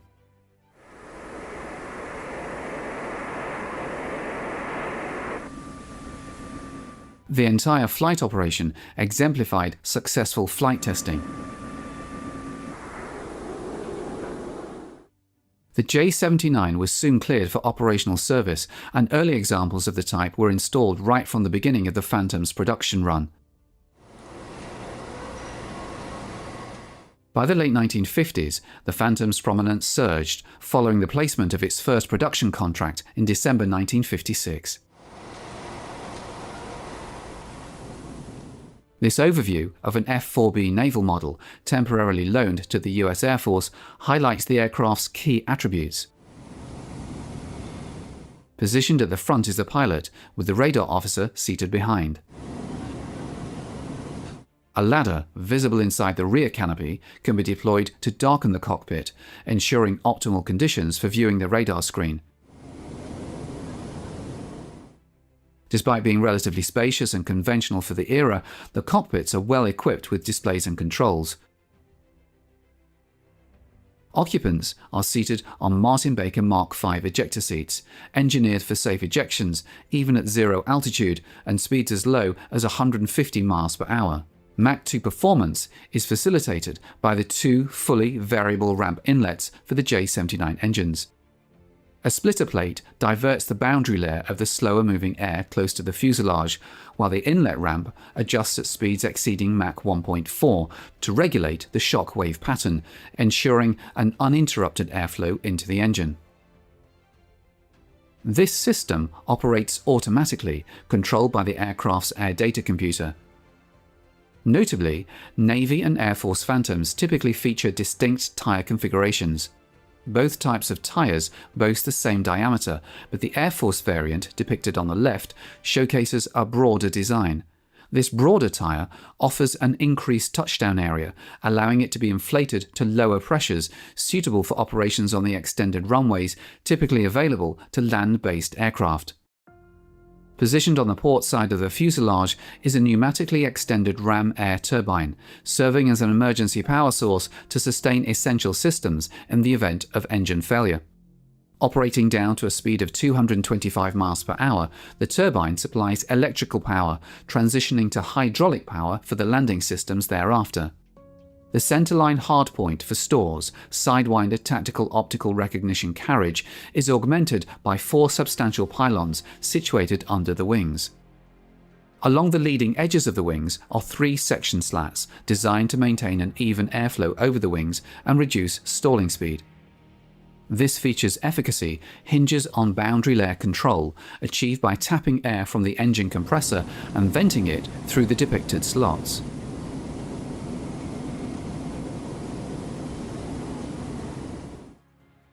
This is one of the 2 trailing edge flaps, which are also fitted with boundary layer control. Similar to the leading edge system, these slots direct air tapped from the engines over the upper surface of the flap. This airflow manipulation enhances the effectiveness of these relatively small surfaces.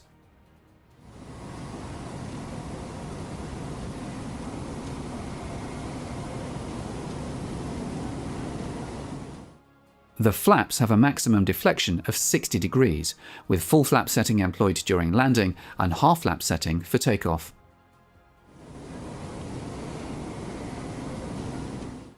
Lateral control is achieved through a combination of spoilers and ailerons, with spoilers utilized at high air speeds and ailerons at low air speeds. Each wing's underside features a hydraulically operated speed brake, enabling rapid deceleration from speeds as high as Mach 2.4 at any flight altitude without inducing buffet or altering pitch trim. Although extending the speed brakes during landings is safe, their effect is minimal at low speeds.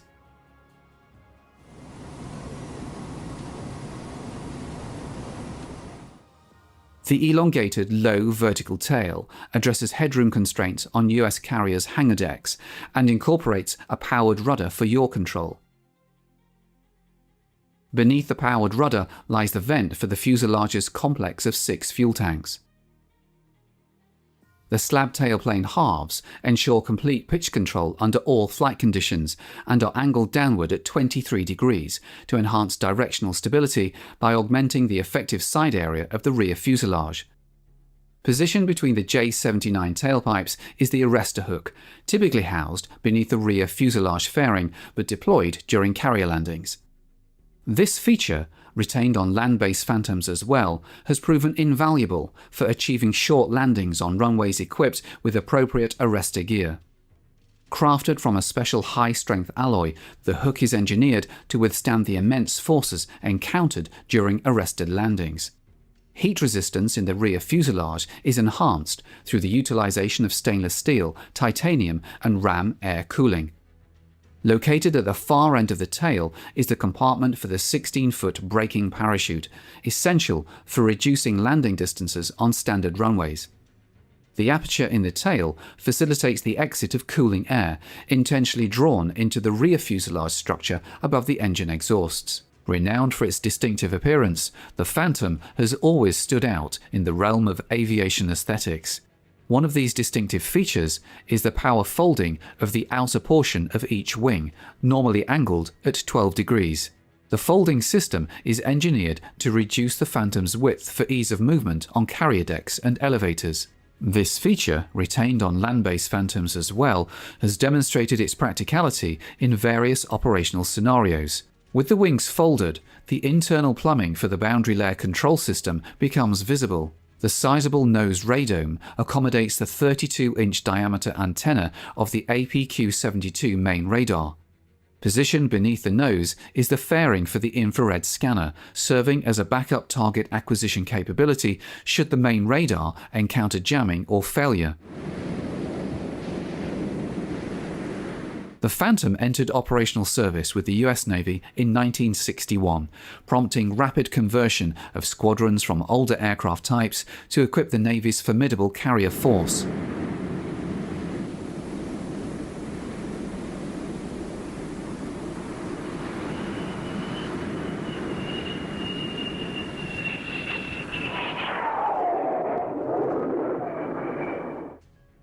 The section illustrates key elements of carrier-borne operations, featuring F-4Bs from Fighter Squadron 74 aboard the USS Forrestal, the Atlantic Fleet's inaugural Phantom unit, also known as the Bedevilers.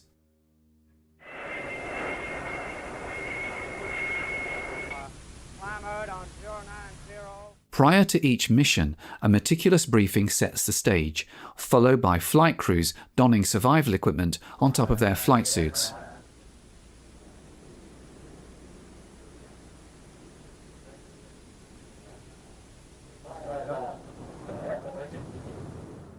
Upon the command from flight operations, crews proceed to their designated aircraft.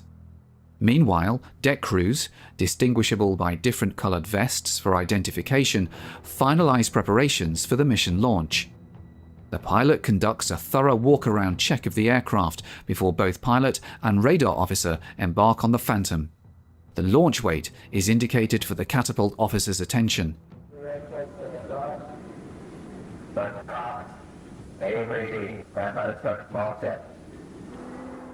In the fleet defense role, the pilot assumes control of the aircraft and oversees combat operations, while the radar intercept officer manages radar operations and initiates early interception procedures.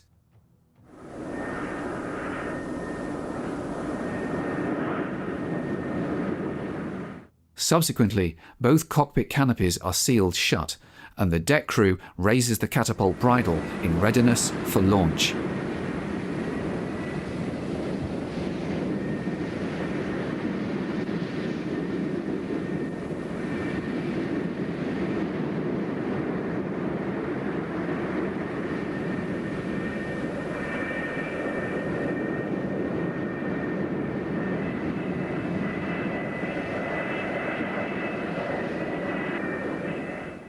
The flight deck director meticulously guides each aircraft into position over its assigned catapult, carefully maneuvering it onto the shuttle over the wheel section of the catapult.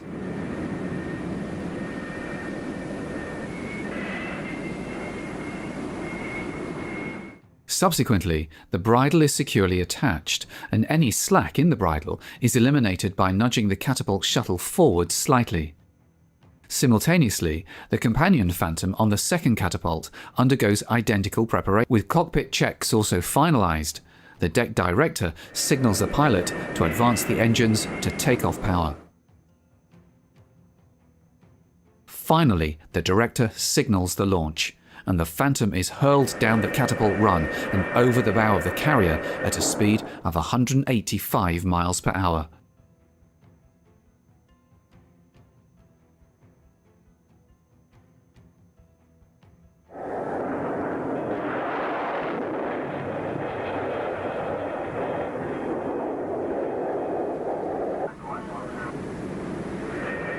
As the first pair embarks on their combat air patrol, another duo of Phantoms taxis towards the launch area. Upon reaching the designated spot, deflectors are raised to redirect exhaust gases away from the flight deck.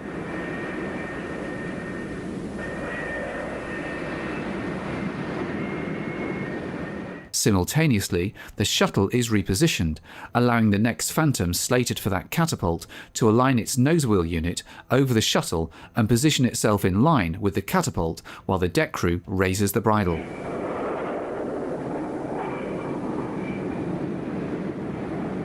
This launch sequence continues with up to 4 aircraft dispatched almost simultaneously.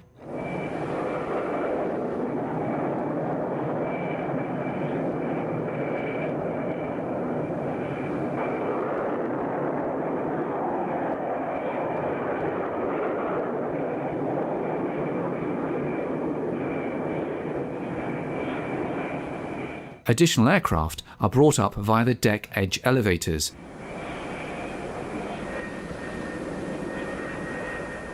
Enabling launches to proceed, including instances of triple dispatchers.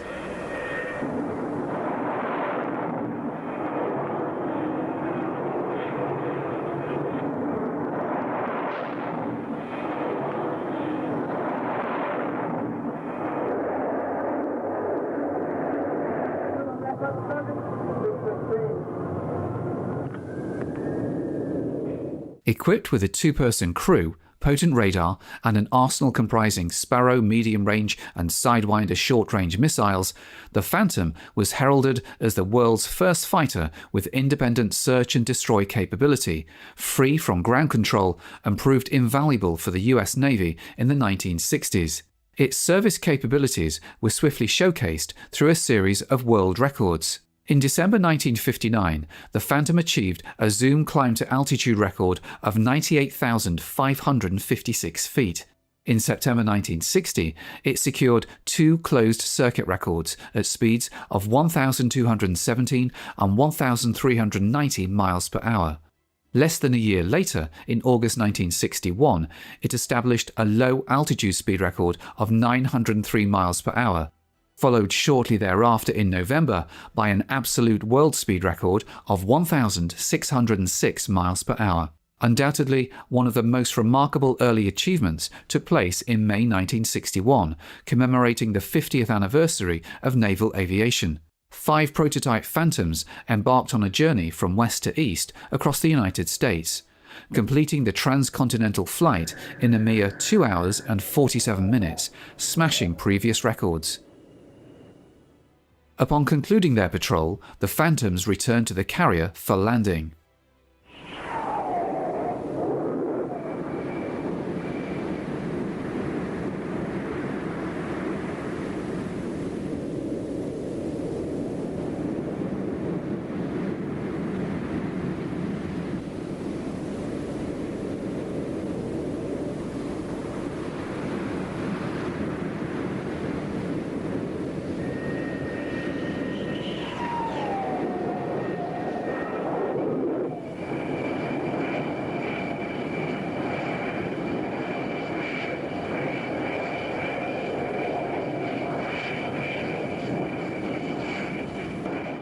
Approaching at 150 miles per hour, each aircraft undergoes visual inspection to verify the lowering of landing gear and flaps. They're then guided down by the landing signal officer once the assistant confirms a clear deck.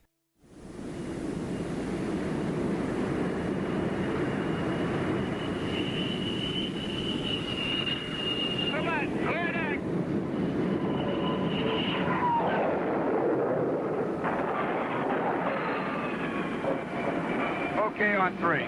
Quiet ramp on 5. As the pilot aligns for approach, guidance is provided by an amber light known as the meatball, situated on the right side of the flight deck. The pilot keeps this lined up with the row of green lights to ensure that he is in the groove, the correct glide slope to fly the aircraft onto the deck and catch the wire. Different light angle approach settings are configured for each type of aircraft aboard.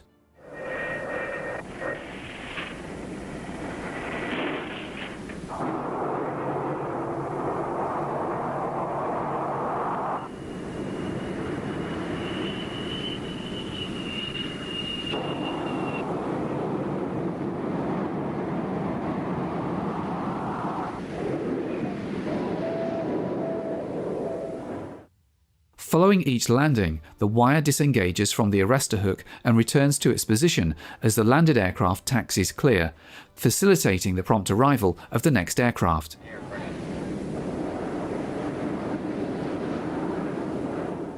Subsequently, the landed aircraft are lowered to the hangar deck via the 4 deck edge elevators to initiate the maintenance cycle before their next mission.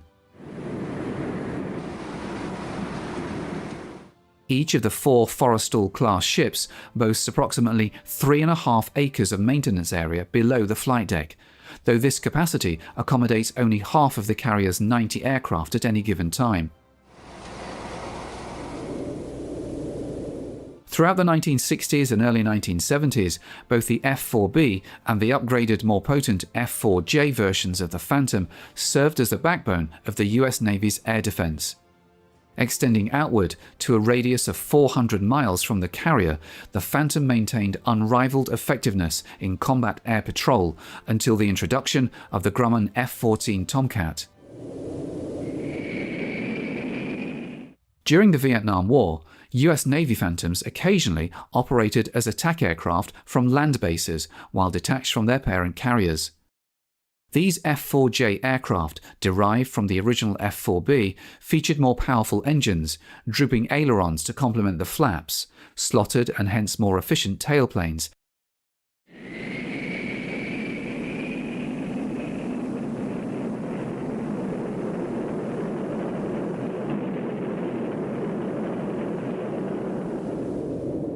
and an enhanced combination of AWG-10 fire control radar and AJB-7 bombing system for improved air-to-air and air-to-ground capabilities.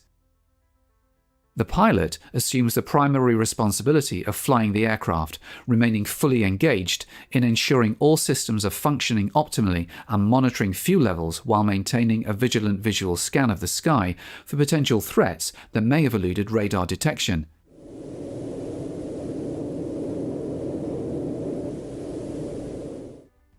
In the rear seat, the radar intercept officer employs increasingly sophisticated equipment to monitor the tactical situation and provides ongoing updates to the pilot. The Phantom earned its stripes in Vietnam and remained one of the few US combat aircraft in that theatre never to be withdrawn. Throughout the conflict, it consistently demonstrated its ability to meet the diverse demands placed upon it and garnered deep admiration from its crews. However, the Phantom wasn't without its shortcomings, particularly in its early iterations. One notable flaw was its smoky power plant, which could inadvertently reveal the aircraft's position to adversaries.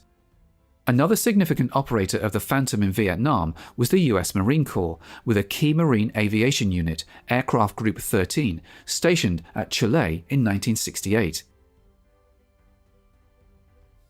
Aircraft were stored in blast-proof revetments between missions to mitigate the impact of communist rocket and mortar attacks on airfields and to impede potential close assaults by Viet Cong sappers. Prior to boarding the Phantom, the crew conducts a thorough walk-around check to ensure the aircraft exhibits no visible defects. They inspect the underwing pods to confirm full attachment, complete loading, and proper electrical connection, as well as to ensure the safe handling of the 2.75-inch rockets. Examination of the main landing gear wheel well is conducted to detect any signs of hydraulic or fuel leaks. A brief inspection confirms that the Mark IV 20mm cannon pod is loaded with ammunition and free of apparent issues. The bomb load is finalized with triplets of retarded high-explosive bombs loaded onto the wing pylons by the ordnance crew, utilizing a specialized jack-up bomb trolley. Safety pins are inserted to secure the bombs before the trolley is removed.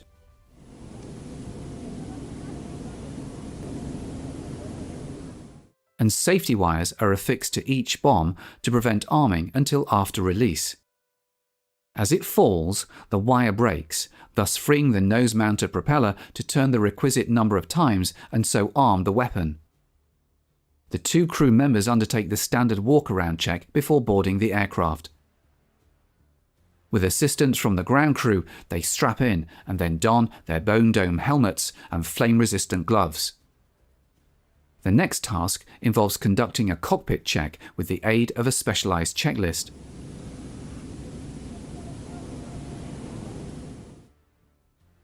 All moving surfaces undergo a final visual inspection and testing as the ground crew remove flagged pins and safeties, which are then prominently displayed to the pilot.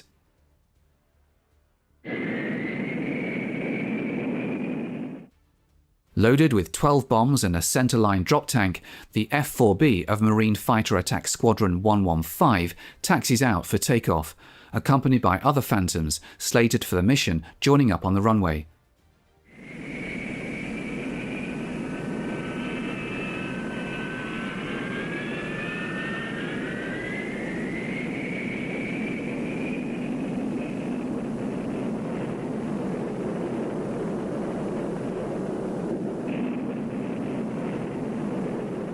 Before receiving clearance for takeoff, the crew verifies that the outer wings are securely locked down, then proceeds to embark on another tactical sortie in support of Marine Corps ground forces. As the scope of US operations in Vietnam expanded steadily during the later 1960s, there was a corresponding increase in the expansion and enhancement of bases utilized by aircraft like the Phantom, which necessitated fully paved runways. Marines are depicted laying a temporary extension to a paved runway in the image.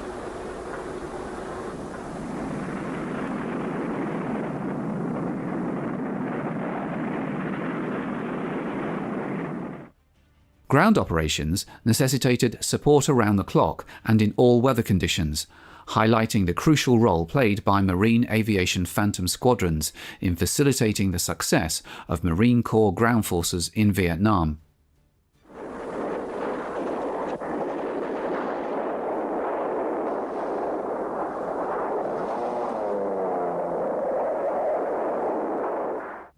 Phantom pilots took pride in their ability to deliver a wide array of ordnance with precision, particularly in close proximity to friendly forces' forward positions, a capability that proved pivotal in crisis situations.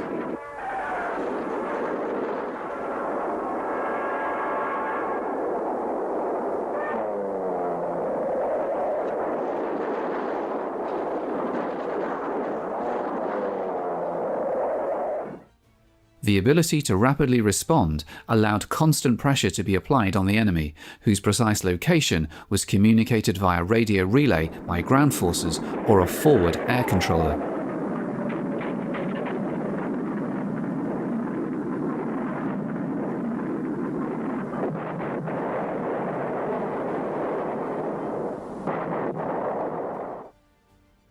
Waves of aircraft ensured sustained air pressure on hostile ground forces and enabled the deployment of various types of ordnance tailored to the circumstances of each tactical scenario.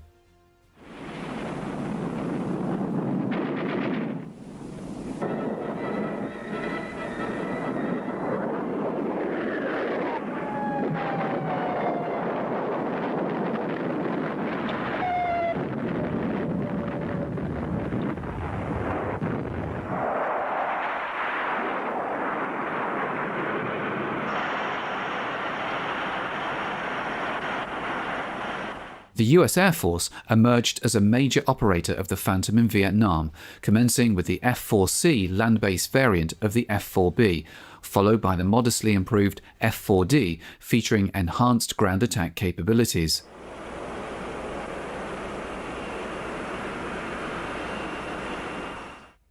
Despite susceptibility to communist guerrilla attacks, centralized fueling systems like the one at Cam Ranh Bay offered tactical advantages, prompting their utilization in Vietnam.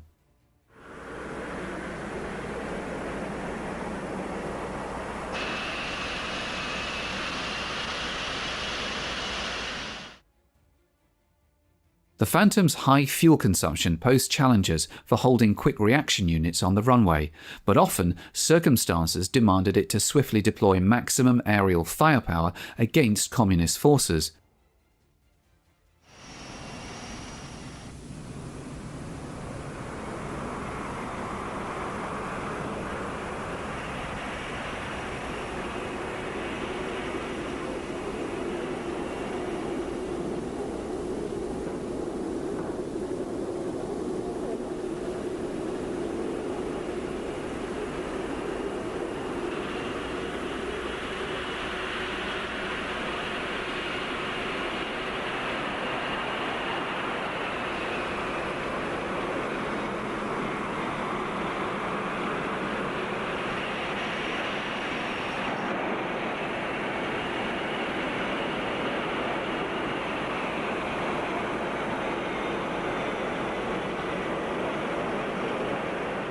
However, this practice exposed crews to heat fatigue under the scorching tropical sun while waiting fully manned and armed on standby.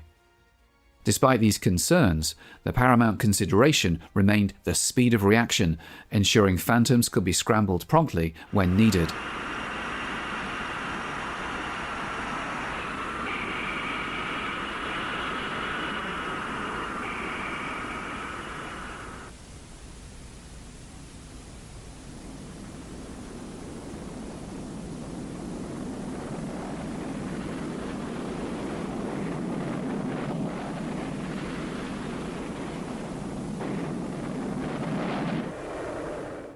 After the standard preparation and takeoff, sometimes with reduced fuel to allow the maximum possible war load to be uplifted, the Air Force's Phantoms often linked up with a Boeing KC-135 tanker to top up their tanks and thus increase combat radius with a war load of up to 16,000 pounds of external stores. Here, the boomer aboard the tanker aircraft guides the boom into the Phantom's dorsal receptacle for fuel transfer.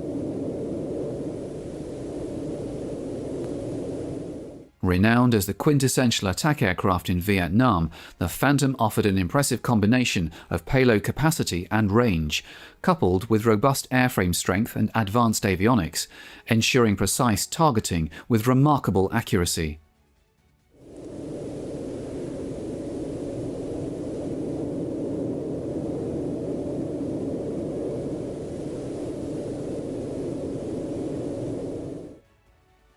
This footage, captured during an attack, vividly demonstrates the Phantom's capability to engage heavily defended targets in North Vietnam as effectively as less fortified targets of opportunity in the war-ridden terrain of South Vietnam. Targets outside of South Vietnam included critical communication networks, power plants, and strategic stockpiles, all heavily guarded by anti-aircraft artillery and missiles.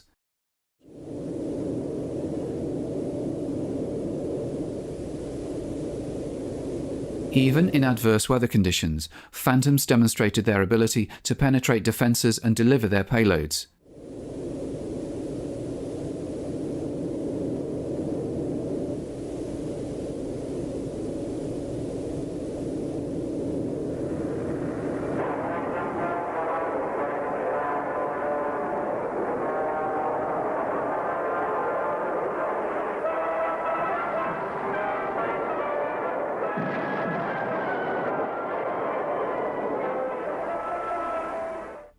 The Vietnam War saw the deployment of the entire spectrum of tactical weapons by the USAF, encompassing various types of freefall and retarded high-explosive bombs. Retarded bombs were specifically designed to allow attacking aircraft to drop them accurately at low altitudes to maximize the force of the explosion.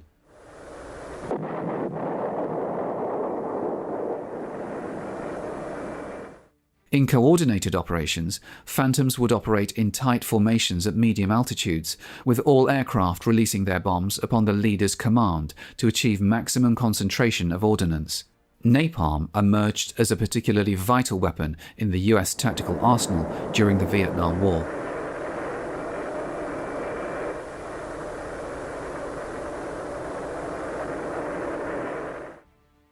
While the initial F-4C proved effective, it underwent development into the F-4D with enhancements such as the APQ-109A radar replacing the APQ-100 and the ASG-22 sight.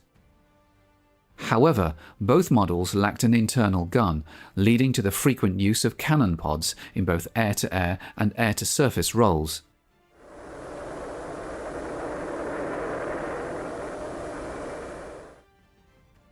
Pictured here is an SUU-16A pod loaded with 1,200 rounds of 20mm ammunition.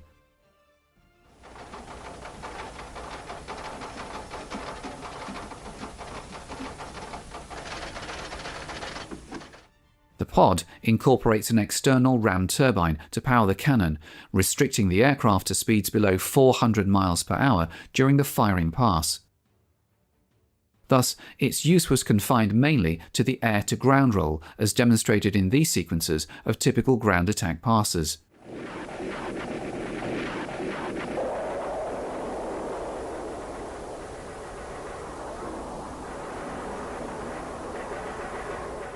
The SUU-16A and the SUU-23A self-powered versions, designed for high-speed air-to-air engagements, served as solutions, albeit not ideal ones, to the Phantom's lack of an internal gun.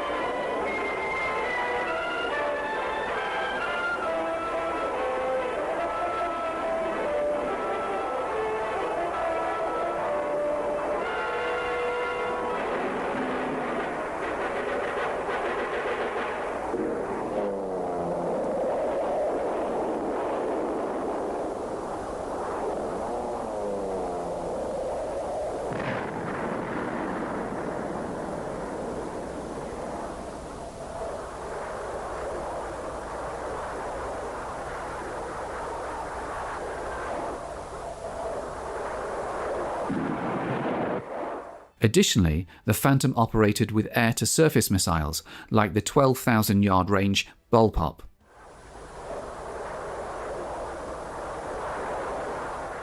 As previously mentioned, its primary air-to-air armament consisted of the medium-range Sparrow and short-range Sidewinder missiles. Although air combat was infrequent during the Vietnam War, encounters with MiG fighters did occur, often resulting in successful engagements, such as the one depicted here with a Sparrow missile, or through cannon fire, as captured in classic camera gun footage.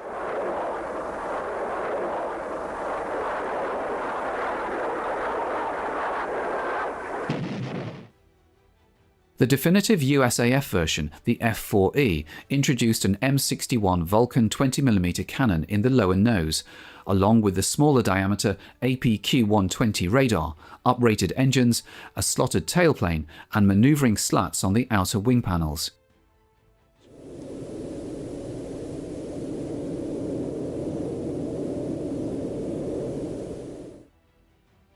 Similar to earlier Phantom variants, provision was made for podded electronic countermeasures like the jammer pod, seen here, carried in the port-forward Sparrow missile recess. The Phantom quickly garnered significant export orders and emerged as the Western world's most vital tactical fighter.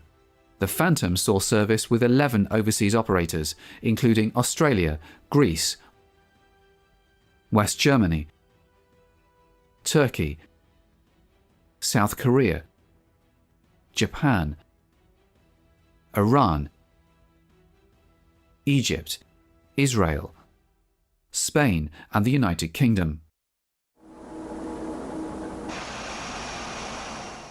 Despite not being the third largest purchaser of Phantom aircraft in terms of numbers, the UK pursued a significantly modified variant derived from the US Navy's F-4J.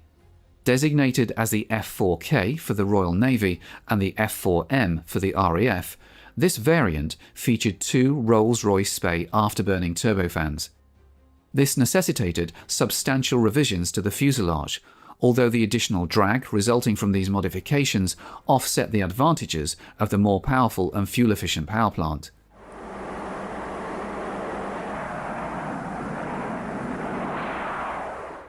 The naval variant, known as the Phantom FG Mark I, boasted the AWG-11 fire control radar and incorporated various British features. Its armament included the Sparrow missile and the 2-inch rocket, the latter housed in multiple pods, mounted under the wings. The FG Mark I remained in service with the Fleet Air Arm until the Royal Navy was forced to phase out its fixed-wing carrier strength in the mid-1970s.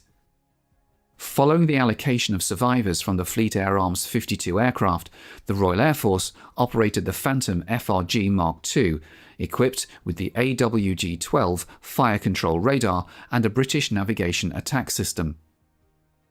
Peacetime ground attack training typically involved rockets, cannon pods, and practice bombs, as depicted in the accompanying sequence.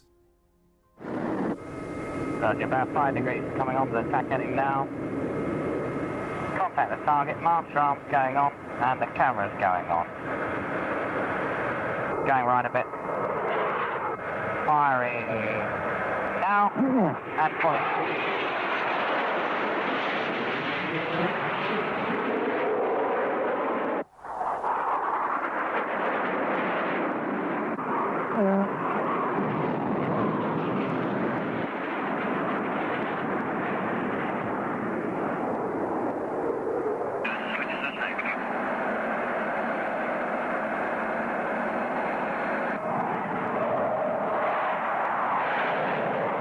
Carrying down with now for approach landing.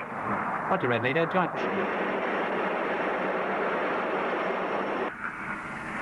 Gears down.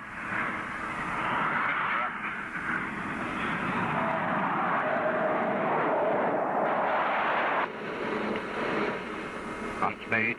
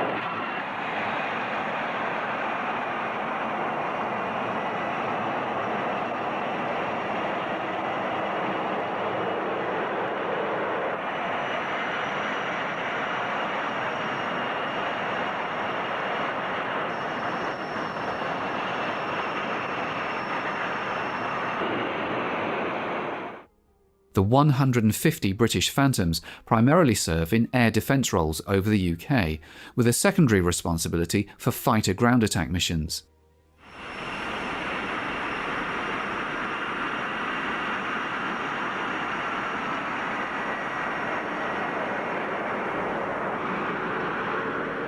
Number 41 Squadron exemplifies one of the 7 British Phantom squadrons, with 2 squadrons flying ex-naval FG Mark I variants and a 3rd squadron operating ex-US Navy F-4Js.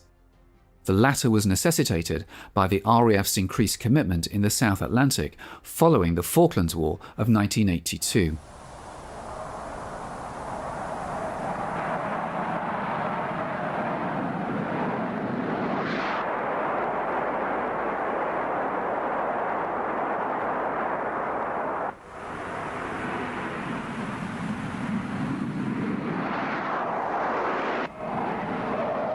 Modern developments have highlighted alternative roles for the Phantom, such as reconnaissance and defence suppression.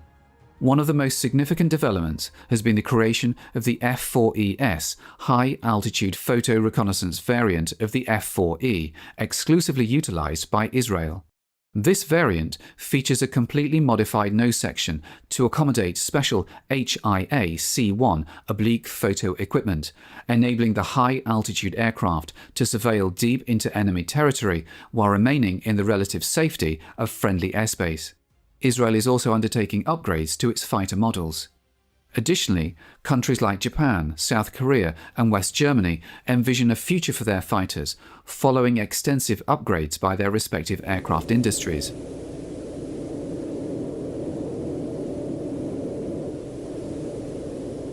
Throughout its service history, the Phantom has demonstrated remarkable adaptability across a wide range of roles, utilizing various weapon types on its 5 hardpoints.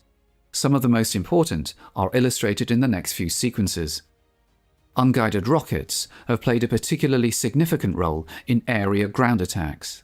Among the most commonly utilized types are the 2.75-inch rockets, with the 5-inch variants being less frequently employed. These rockets are fired from launchers of various sizes and are effective against soft battlefield targets such as troop concentrations, unarmored vehicles, and artillery positions.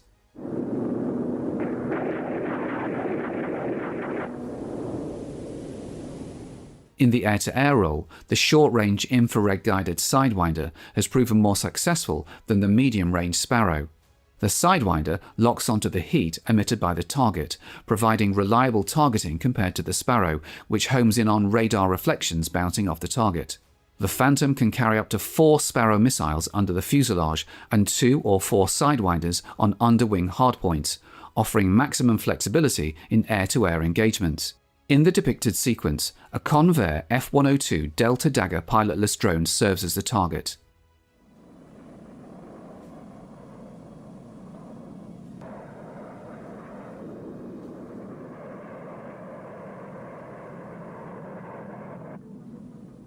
A late-model Sidewinder successfully hits the drone's tailpipe, demonstrating the effectiveness of the weapon.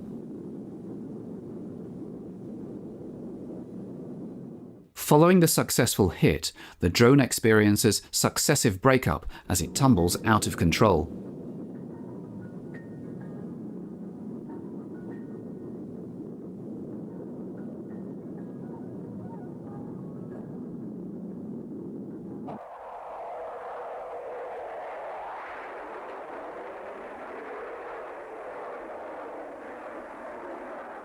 Both saturation and precision bombing have been conducted against point and area targets, utilizing a wide range of US bomb types, including highly effective high-blast demolition types.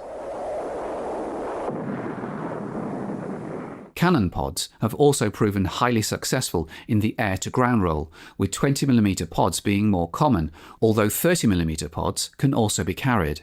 Multiple pods have demonstrated devastating effectiveness in air-to-surface operations. As the most important type in US Navy and US Air Force service during the 1960s and early 1970s, the Phantom was utilized by aerobatic display teams of each service. The Navy's team, the Blue Angels, operated the F-4J until the rising fuel prices necessitated a change to the McDonnell Douglas A-4F Skyhawk in 1974.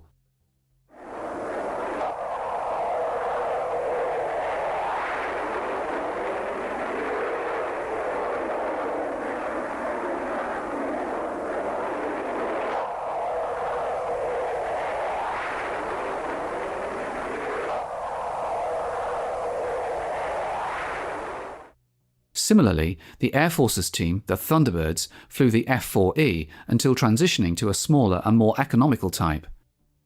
In this instance, the Northrop T-38A Talon.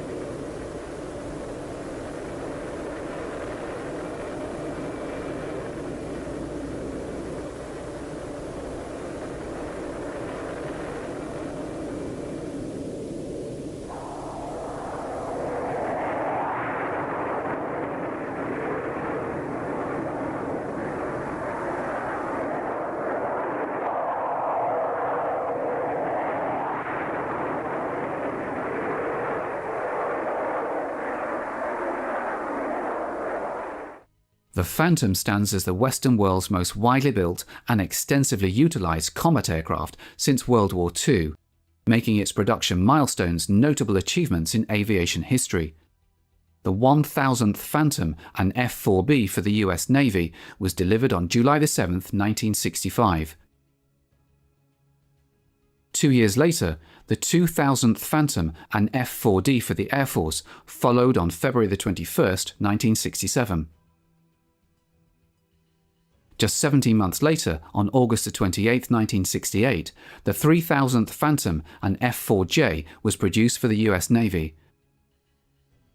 An F-4E for the Air Force became the 4000th Phantom on February 1, 1971. Finally, on May 24, 1978, the 5000th Phantom, an F-4E, was delivered to the Turkish Air Force. Although the Phantom is no longer in production, it remains an effective warplane. A classic fighter isn't just one that performs well under ideal conditions, it's one that accomplishes missions beyond its original design. The success of the Phantom was a result of the courage and skill of its crews, supported by an aircraft that was capable and versatile enough to adapt to various missions.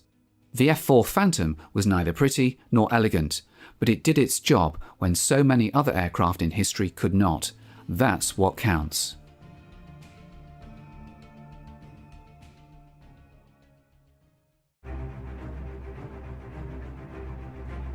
Nicknamed the Thud for its powerful punch, this wasn't just another fighter. We're talking a supersonic, nuclear-capable fighter-bomber. This beast wasn't just fast, it was supersonic. Designed as a nuclear strike fighter, the Thud became the workhorse of the Vietnam War. Think massive bomb loads, screaming low-level runs, and the guts to take on anything the enemy threw at it. From rolling thunder to daring rescue missions, the F-105 was there. Get ready to meet a true legend of the skies, a jet that earned its stripes the hard way. The Republic F-105 Thunderchief.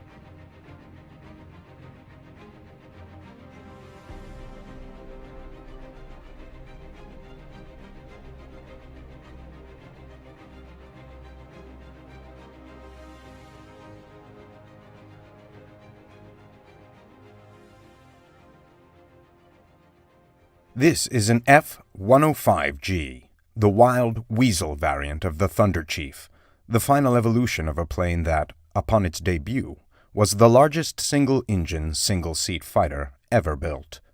The F-105 was an incredibly powerful weapon, earning the nickname One-Man Air Force in the skies over Vietnam. Its designer, Alexander Kartveli, was Republic's chief designer and well-versed in large fighter aircraft. Having previously developed the P-47 Thunderbolt in World War II, the biggest single-engine fighter of its time, Produced in vast numbers, the P-47 proved to be a rugged workhorse, excelling not only as an air superiority and escort fighter, but also as a fighter-bomber in tactical support missions.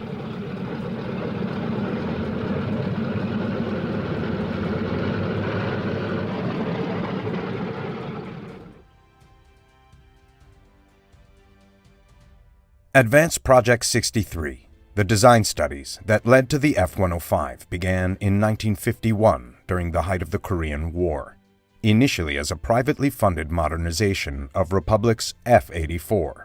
The F-84 had been conceived as a jet-powered Thunderbolt for escort and tactical fighter-bomber roles. In Korea, it struggled against the MiG-15 in escort missions but performed effectively in ground attack. Its straight-wing design was highly conventional, though later versions featured swept wings, better suited for the jet's speed potential. However, with lessons from Korea and the relentless pace of technological advancement pushing them forward, the design team soon realized they were creating an entirely new aircraft. As Republic's engineers embarked on their project, their counterparts at North American had just secured U.S. Air Force backing for the F-100 Super Sabre, the first in the Century series of fighters, designed to fulfill various roles as the Air Force transitioned to supersonic flight.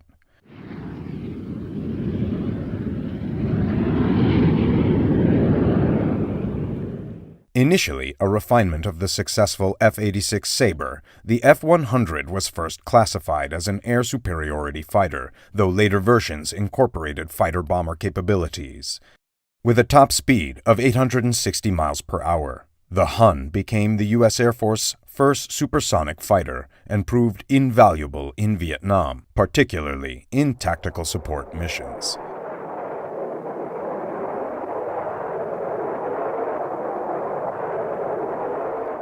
Next in line was the McDonnell F-101 Voodoo.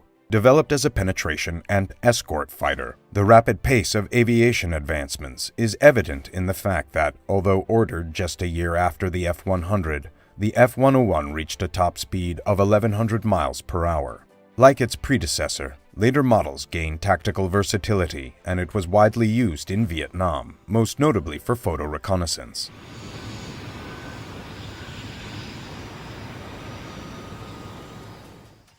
The third Century series fighter was General Dynamics F-102 Delta Dagger, an all-weather interceptor that began development in 1950.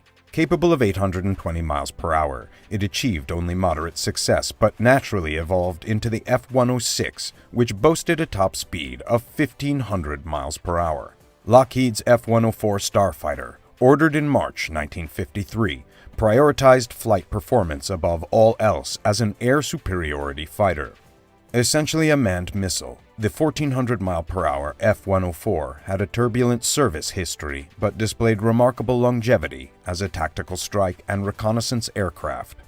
At Republic, Kartvelli's team, working on Advanced Project 63, explored 108 design configurations before settling on a single-engine, single-seat tactical fighter bomber capable of carrying nuclear weapons in an internal bomb bay.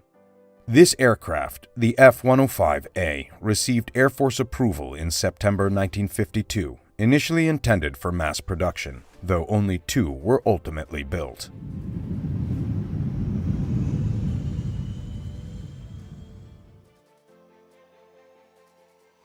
Completing the Century series, the F-105 was the first purpose-built tactical strike aircraft ordered for the U.S. Air Force. The need for such an aircraft arose from a mix of Korean battlefield experience, geopolitical shifts, and competition between the U.S. Air Force's strategic and tactical air commands. For TAC, the F-105 not only expanded their conventional mission scope, but also granted them the ability to deliver nuclear weapons over long distances, elevating their prestige to rival that of strategic command.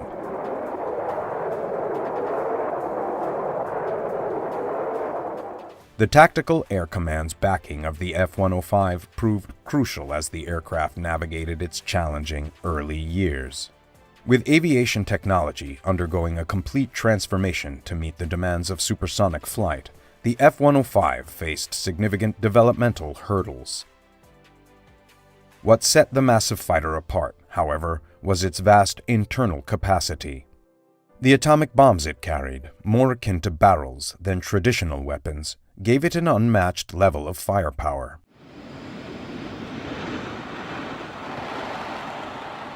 For the F-105A, advances in understanding transonic drag, along with certain inherent flaws, led to the design being quickly outdated. It took its first flight more than 3 years after U.S. Air Force approval, by which time its internal systems had been completely overhauled. By then, production of its successor was already in progress. The third F-105 built became the first B model. Seen here on May 26, 1956, it taxis to its takeoff point for its maiden flight. This was the first F-105 to receive an engine powerful enough to match its size, alongside major external modifications. Chief among them was area ruling, which had solved the F-102's drag and turbulence issues. This replaced the A model's straight fuselage with a distinctive wasp waist over the wings. A large four-pedaled air brake now dominated the once sleek engine exhaust, and modifications to the air intakes gave the Thunderchief its signature nostrils. A larger tail area enhanced stability. These and other modifications resulted in an aircraft capable of reaching twice the speed of sound. Fittingly, its maiden flight was plagued by near-disastrous issues. Planned as a brief circuit, the flight took a dangerous turn when the nosewheel failed to deploy. Repeated attempts to raise and lower the landing gear had no effect. The nosewheel remained stuck.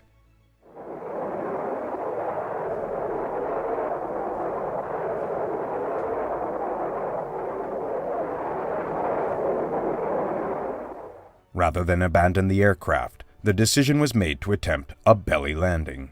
The test pilot brought the plane down in a long, hazardous skid across the salt flats.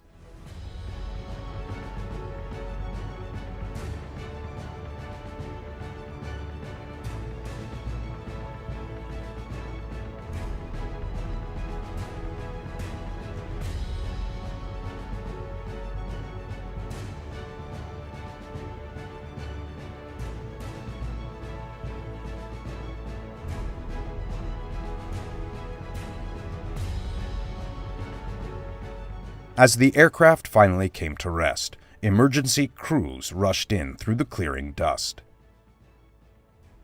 The crash was more than just a major embarrassment for a program already criticized as costly and riddled with technical issues. However, it could still be argued that each problem led to improvements that enhanced the aircraft's overall capability. Even as a test platform, the F-105 was revolutionizing not just aviation science, but the future of tactical aircraft.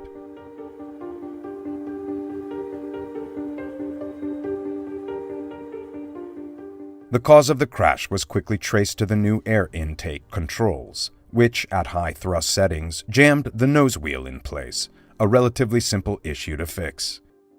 One other thing the crash revealed was a trait that those who flew the Thunderchief in combat would come to respect: its durability. The aircraft was lifted, its landing gear was extended, and the prototype was towed away for repairs. Once built, it rejoined the test program as engineers worked to integrate its complex systems and resolve technical issues. They were grappling with forces and concepts that were only just within their control, solving problems as they emerged. It's hard to imagine any other way these theoretical and practical challenges could have been managed amid the rapid pace of technological advancement. As the first aircraft designed for both air-to-air combat and semi-automated air-to-ground weapons delivery, the F-105 depended on avionics systems far beyond anything previously developed. Among its advanced capabilities were radar systems for air search, contour mapping, terrain following, and automatic tracking of both air and ground targets, even in zero visibility conditions. Throughout its service life, The F-105 continuously received upgrades and new technologies, but from the start, it was a fighter far ahead of its time. The rebuilt aircraft was assigned to the spin testing program, with a spin recovery parachute installed on its tail. This required moving a panel to make space for the chute and eliminating the air brake to ensure an unobstructed deployment if needed. Tests confirmed that the parachute functioned properly.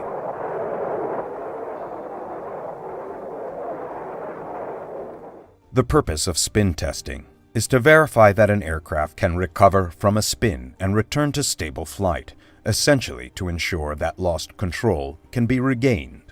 Naturally, the first step in such a test is to deliberately lose control of the plane.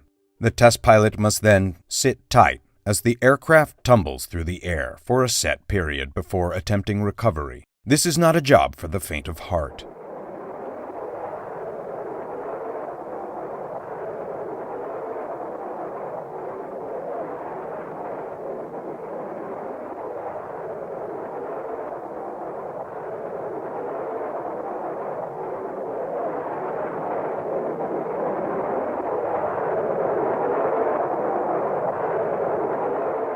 Ultimately, the emergency parachute was never required, as the aircraft exhibited unnatural tendency to level out after each revolution, allowing pilots to regain control with relative ease.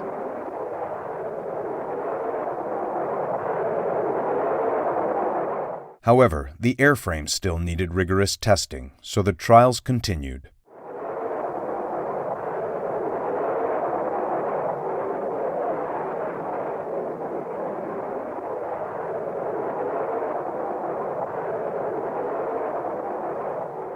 A total of 47 times, pilots released control and watched as the horizon spun away in a dizzying plunge.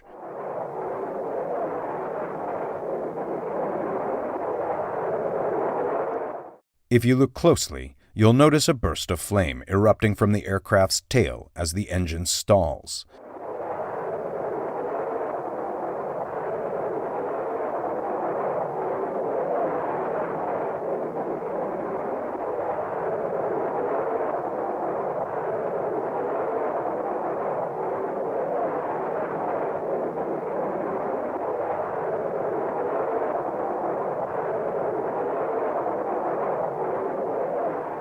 Although flight tests progressed well, technical issues persisted, with both the engine and avionics remaining unreliable.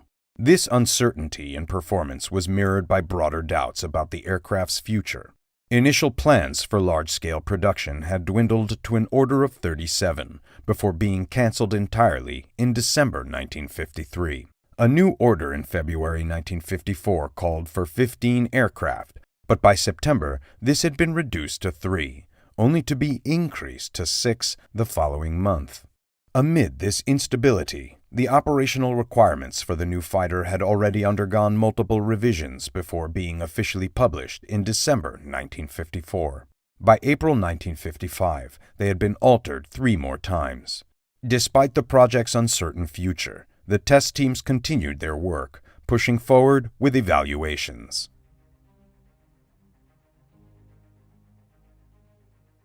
The F-105's already impressive range was further extended with the addition of external fuel tanks, which also required testing to assess their impact on the aircraft and evaluate their own performance.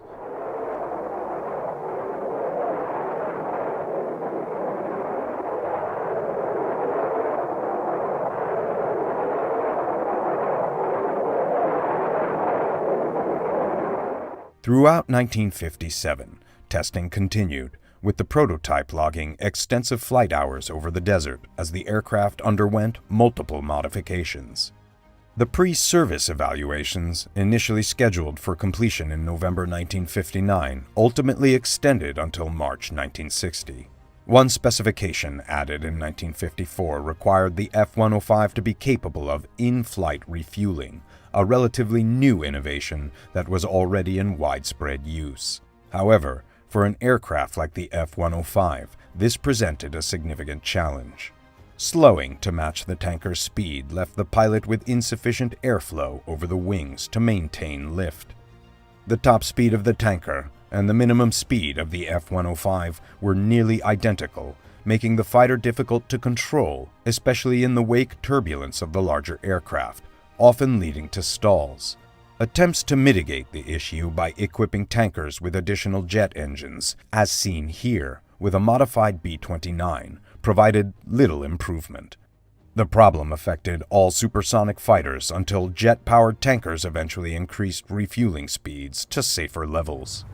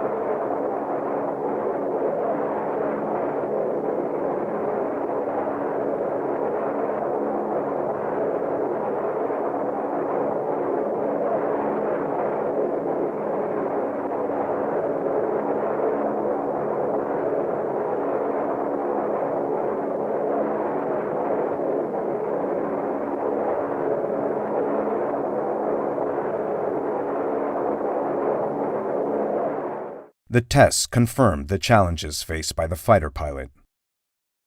While some successful couplings were made, the system proved largely impractical, not because of any fault in the F-105, but due to the limitations of the tankers. Moving the drogue from the tail to the wingtip reduced exposure to the larger plane's turbulence, offering some improvement, but the risk of stalling persisted.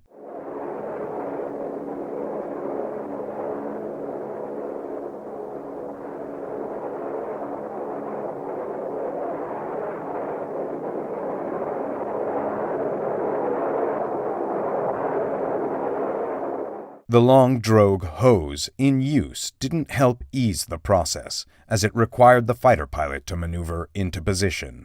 It wasn't until this method was replaced by a system where the fighter simply maintained its position while the tanker operator directed the connection that refueling became truly practical. The F-105 was equipped with two types of refueling connectors, both of which would see extensive use during the Thunderchief's service.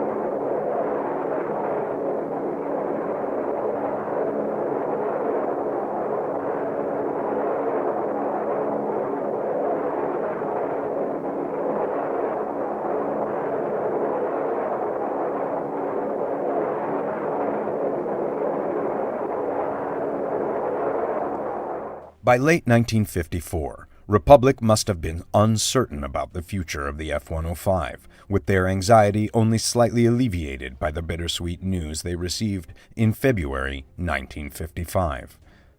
The order was increased back to 15, with the possibility of fulfilling the rest of the original 34 only if funds became available in the next fiscal year.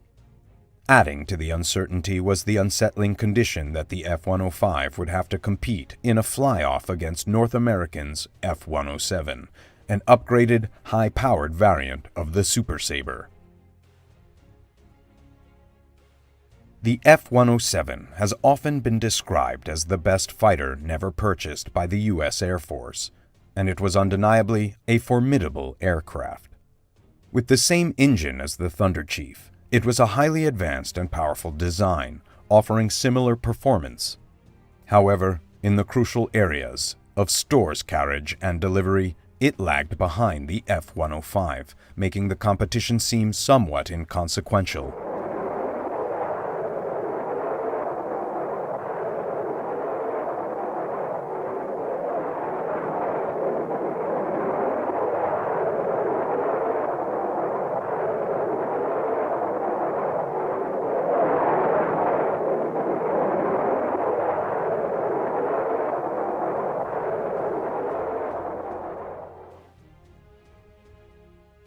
Had the F-107 been compared to nearly any other aircraft of the time, it might have outperformed it.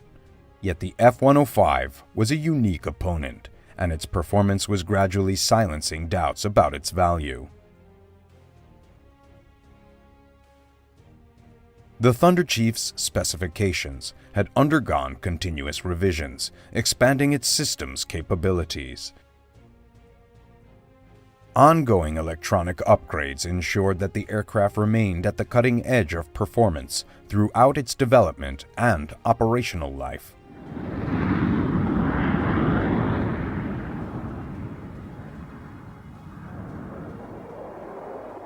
The numerous design changes meant that the first 15 F-105s produced represented 5 distinct subtypes. In the end, there would be 19. Throughout the testing program, these revisions resulted in frequent extensions of the trials. Normal flight testing was completed with minimal issues, as the airframe performed well and exhibited excellent flight characteristics. However, delays were caused by the development of the plane's electronics, as their performance was gradually elevated to meet their intended specifications. With the benefit of hindsight, we can now recognize the exceptional aircraft that was taking shape. Yet at the time there was significant skepticism, and many raised eyebrows regarding the plane's future.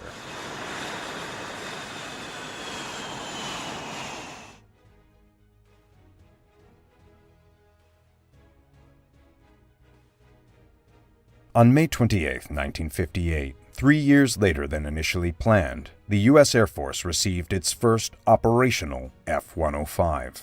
Fittingly, it became the only one of its subtype. Air Force fighter pilots, initially disappointed to discover their new aircraft was essentially a large bomber, had mockingly dubbed it the Lead Sled, Thunder Thud, or simply Thud. However, once they got their hands on the plane, their opinion quickly changed. The nickname stuck, but no longer with any negative connotation. The large aircraft became universally loved by its pilots. Not only did it handle and perform like a fighter, but it also packed an impressive punch.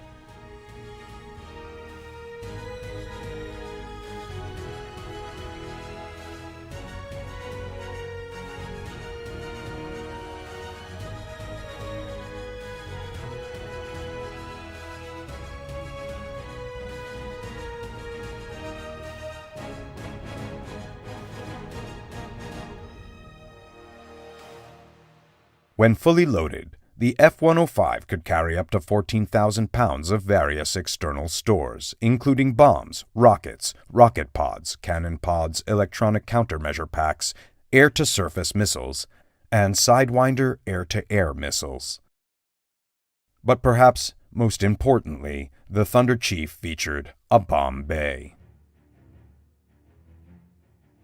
To minimize supersonic drag, the bomb bay doors retracted seamlessly into the aircraft. To ensure the bomb was ejected accurately and clear of the aircraft, it was pushed down using a pneumatic rack. The rack was sturdy enough to serve as a jack for loading the bomb bay when a bomb trolley wasn't available. However, during wartime operations, the thuds rarely carried bombs internally. Most of the time, the bomb bay was used for additional fuel storage.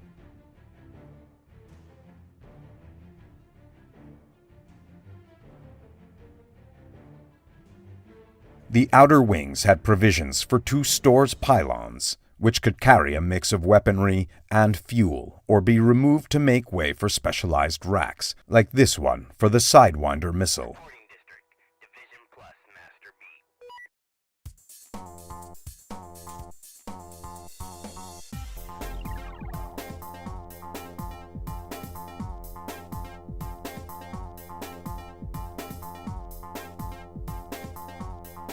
The standard armament across all Thunderchief's variants was a General Electric M61 20mm multi-barrel gun. This gun fired at an impressive 6,000 rounds per minute, emptying its 1,029 round capacity in under 11 seconds. Deliveries to the Air Force continued, with the 335th Tactical Air Squadron becoming the first unit fully equipped with the new fighter, marking the occasion by setting a world speed record.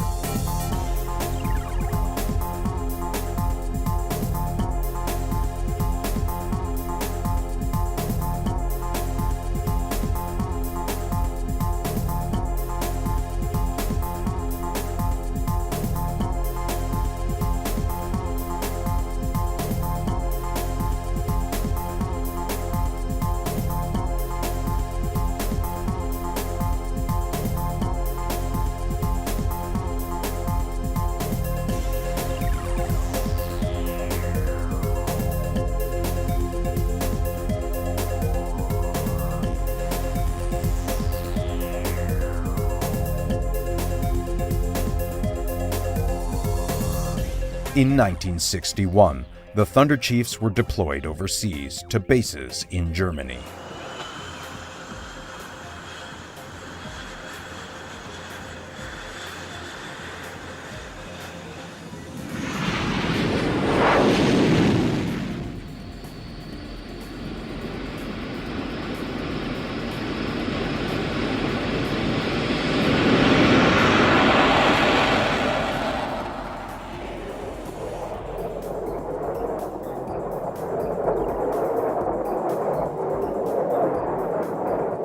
In the summer of 1964, the Thuds saw action for the first time, and soon after they were repainted with new camouflage as they were sent in greater numbers to bases in Thailand and South Vietnam. From these bases, the F-105s launched campaigns that would cement their place in history.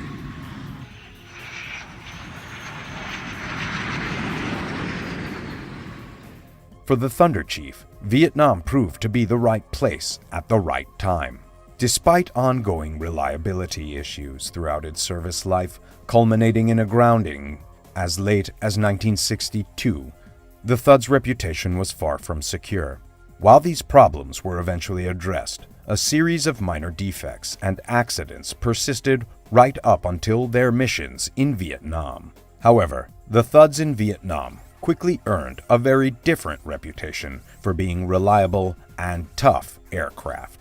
They also gained a fearsome status as weapons of war. The significance of the Thunderchief in Vietnam is reflected in the numbers. In the first 5 years of the U.S. Air Force's involvement, the Thuds flew an astonishing 75% of all attack missions. If the skies over Vietnam were filled with bombs, it was the Thuds that put them there.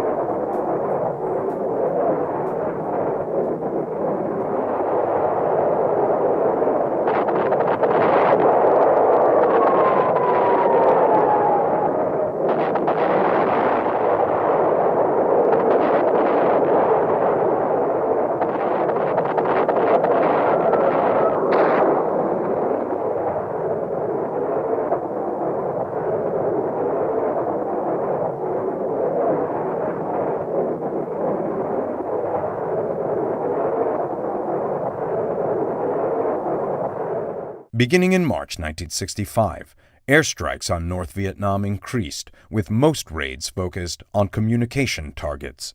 These missions relied almost entirely on the F-105s. The planes would heave themselves into the air, loaded with bombs, and head for a rendezvous with a tanker near the North Vietnam border. With their heavy loads and the need to fly flat out all the way across Vietnam, rather than cruising to and from their targets, their range was significantly reduced. Even with full tanks, these journeys left little margin for error. Once fueled, the Thuds flew into hostile airspace. At the beginning of the war, the North Vietnamese had limited air defenses, and the early raids were relatively quiet. However, this quickly changed as supplies of anti-aircraft artillery, surface-to-air missiles, and MiG fighters increased, and the raids were soon flown into the heart of one of the most formidable air defense systems ever encountered in warfare.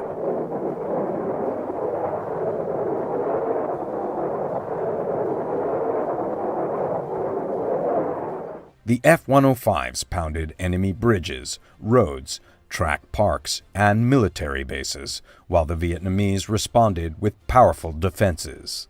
Although the loss rate on individual raids wasn't critical, the process of slow attrition began, and by the end of the conflict, the Thunderchiefs had taken heavy losses. Out of 833 F-105s built, 400 would meet their end in Vietnam.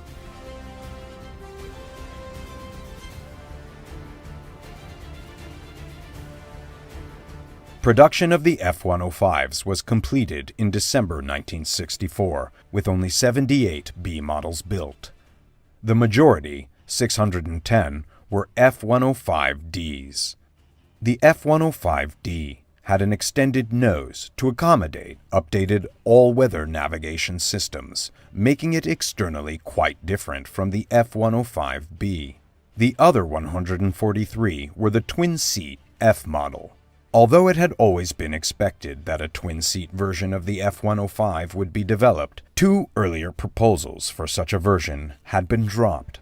The F models served as the foundation for the later development of the final variant, the F-105G, or Wild Weasel. The workhorse of the bombing raids was the F-105D. The single-seat Ds were abundant at the bases, where war work continued 24 hours a day.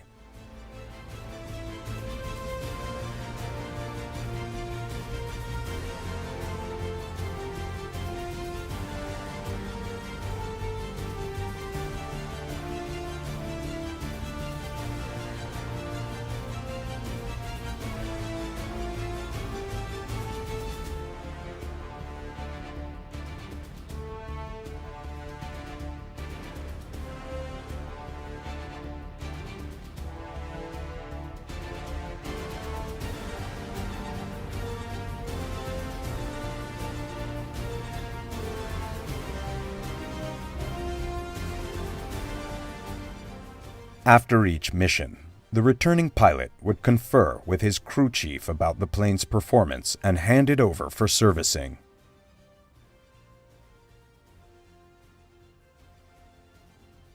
The service record of the F-105s in Vietnam was exemplary. On any given day, over 90% of the Thuds were ready for work, a figure that was higher than the overall average in the U.S. Air Force. Considering the complexity of the aircraft, the workload, and the relative scarcity of these big planes, this performance was truly outstanding. To keep them flying, facilities for complete maintenance were established at the bases, with specialist teams constantly available to fly in for specific issues. Ground crews at the bases carried out normal turnaround routines, refueling, filling the tail's water tank for the afterburner, rearming the aircraft, and other servicing between missions, quickly and efficiently.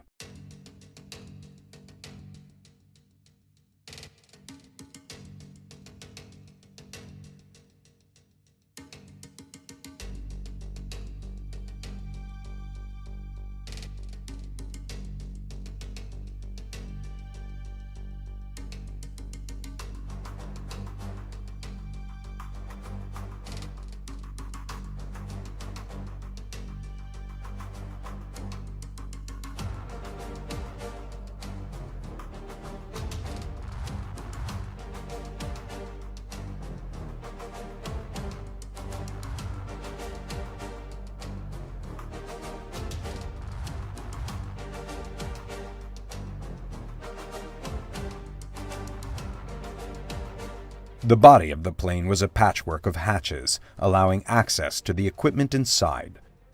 Though the fuselage had little spare room, the layout was sufficiently organized to ensure that servicing the aircraft was relatively straightforward. The bases where the F-105s operated were a far cry from the mud and improvisation of the Second World War. A Thunderchief, parked on a vast expanse of hard stand, could be serviced with relative ease.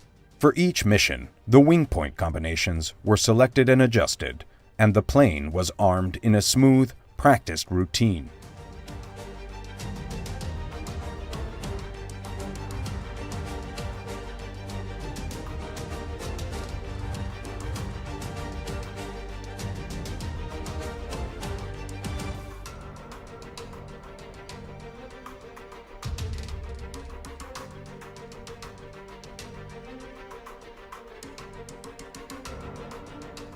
A large portion of the bombs dropped in Vietnam were iron bombs from the Second World War.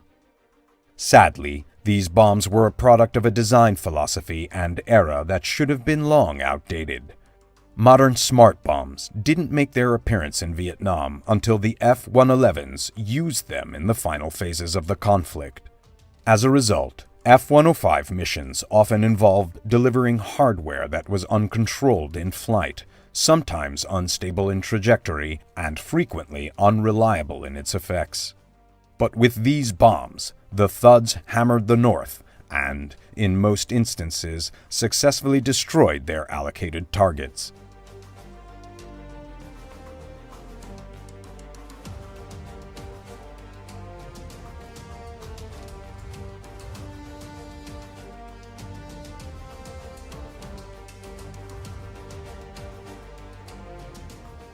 Throughout the night, the bases were a hive of activity as the work of repairing, servicing, and arming the planes continued.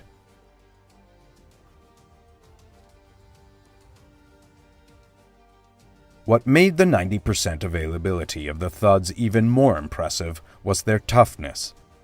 They kept coming back from missions with major battle damage needing repairs. Thuds sustained strikes from surface-to-air missiles, anti-aircraft artillery, and MiG cannons, yet they survived. In one instance, this aircraft was actually hit by a Sidewinder missile.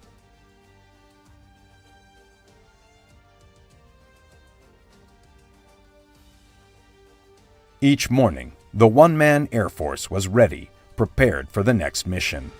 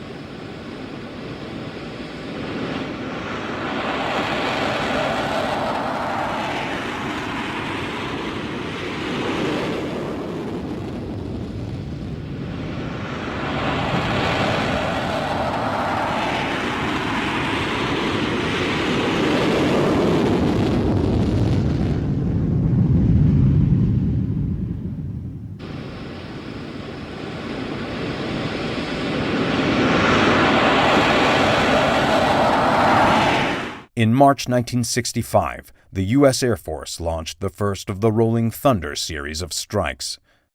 The inclusion of Thunder in the name was fitting, as throughout its 3 years, Rolling Thunder was almost entirely the domain of the Thunderchief. The expanded air war in the North had 3 objectives. First, to reduce the infiltration into the South. Second, to pressure the communist leadership in Hanoi. And thirdly, to bolster the morale of the Southern leadership and the people of South Vietnam.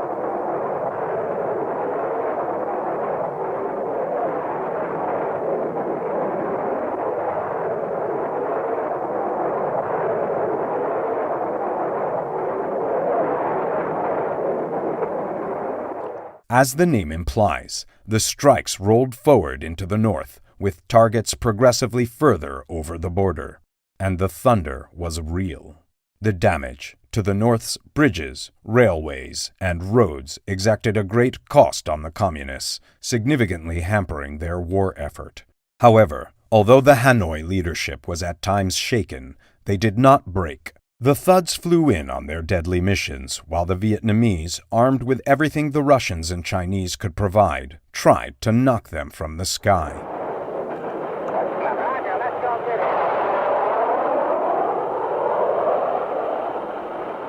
North Vietnam was not an ideal target for a sustained bombing campaign.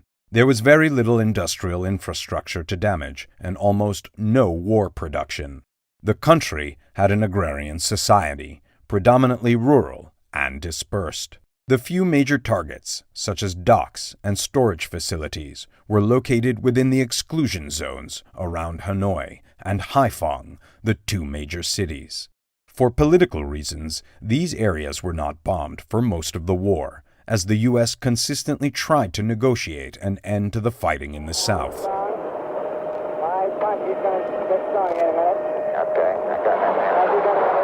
The Thud pilots learned their own ways of coping with the streams of surface-to-air missiles that rose at them, splitting and diving to confuse and evade the missiles.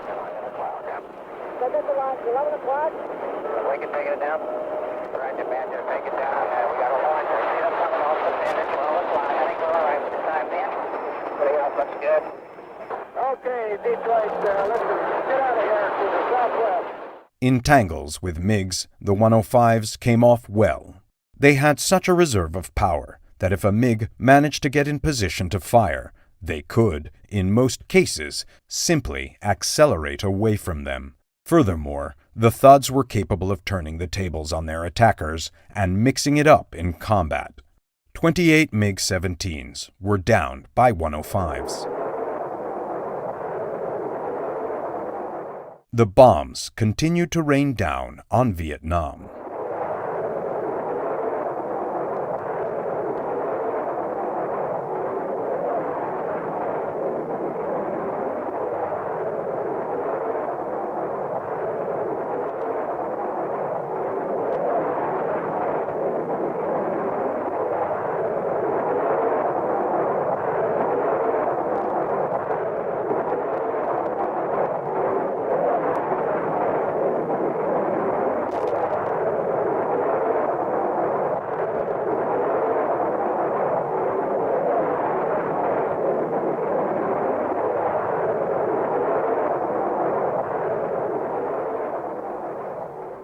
Supporting the bombing was an electronics and communications network of unprecedented technical sophistication. Operations controllers directed a huge fleet of varied aircraft at every level, from artillery spotter planes to B-52s. They dispatched rescue operations for downed pilots and coordinated the activities of tankers, bombers, and fighters.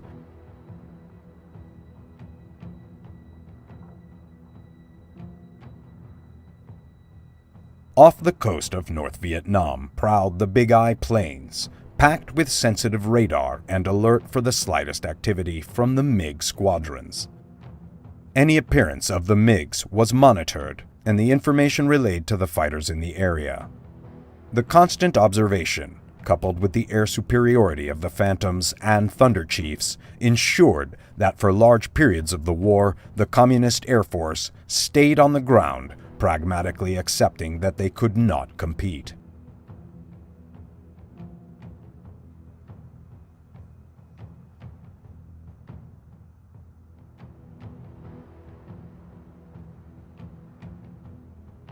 The controllers and their equipment directing the airstrikes were part of a chain of command that stretched back from Vietnam through the Pacific headquarters in Hawaii, all the way to Washington, where the targets were identified and authorized. At the very end of the chain were the thuds, setting off daily with their loads.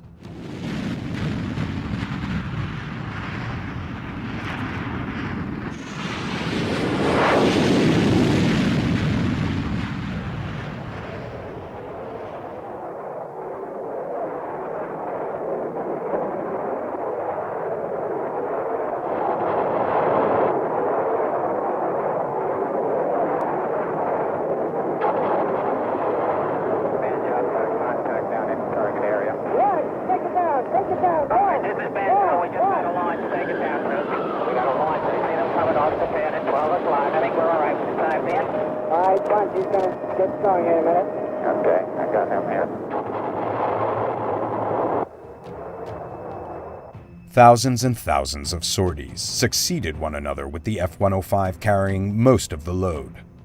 Whether or not one questions the strategic effect of the program, it is impossible to deny the burden that the Thunderchiefs carried and the effectiveness with which they pursued their assignments.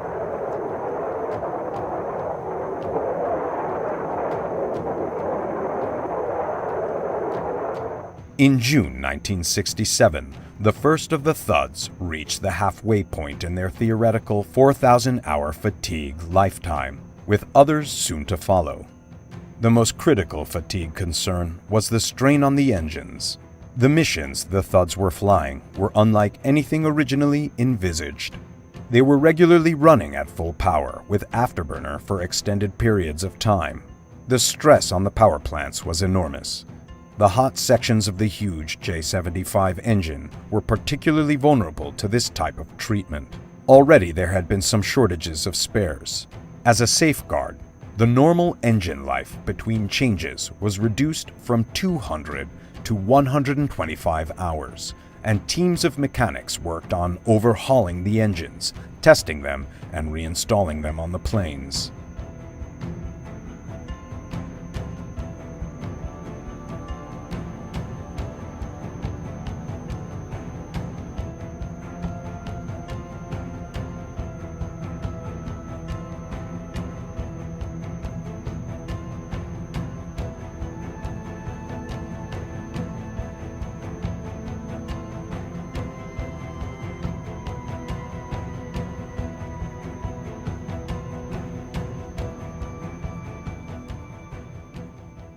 By August 1968, the 380th Squadron was flying a Thunderchief with 3,000 hours under its belt, having gone out on 500 missions, received flak damage on several occasions, and been involved in a mid-air collision earlier in the year. By October, 3 more had passed the mark. They were growing old fast. An earlier suggestion to reopen the lines and build more F-105s had been considered, then dropped. There was a replacement for much of their work already available in the Phantom, and construction was proceeding apace on their successor, a design that had been heavily influenced by the story of the Thud, and which reflected many of the lessons learned in its combat life, the F-111. For the time being, the Thuds remained indispensable, and they were constantly tended to in order to maintain their status and prolong their life. The Thuds remained in Vietnam to the end. Not only the two-seater surface-to-air missile-suppressing Wild Weasels, but also the Ds and Fs with their bombs, tactical support, and electronic countermeasure systems. The Thuds were still workhorses, right through to the devastating Linebacker 1 and 2 operations, which finally brought the North to a negotiating position that allowed the U.S. to withdraw from the conflict. Their bombing had sustained the air war against North Vietnam. There was no other plane at the time that could have done the job. The bombing was fiercely pressed home, and the results were devastating, particularly when they were directed against a specific industrial target, as here on this truck maintenance depot. The Ho Chi Minh Trail buzzed with activity during the bombing hauls, with trucks bumper to bumper illustrating 2 points: the wily resolve of the Vietnamese in pursuit of their aims and the effectiveness of the bombing. With thuds overhead, the trucks became far more circumspect. The pilot's tour of duty was 100 missions, and the thuds saw hundreds of pilots through their tours and home again. They were men who were undoubtedly universally glad to be out of the war, glad to have done their job, and grateful to have survived. However, many of them were to miss their big machines and the sensation of howling through the air in a huge metal monster at twice the speed of sound. Captain John Pirwati began growing his mustache when he first arrived in Vietnam in 1967. When he finished his 100th mission, the mustache was 12¼ inches long. On his 55th mission, his Thud was hit by artillery over the Paul Duma Bridge near Hanoi during a bombing run. His story is typical. Not only did he hit the bridge and bring down a span, but the damaged Thud brought him home to finish his tour. Some of the Wild Weasel and other specialist planes stayed with the U.S. Air Force after Vietnam, but the 105s were progressively phased out and retired into the hands of the pilots of the Air Force Reserves. There weren't too many of them around, and they faded rather quickly from use. The last reserve flight of an F-105 was on the 25th of May, 1983, exactly 25 years after the accident on the first flight of the F-105B.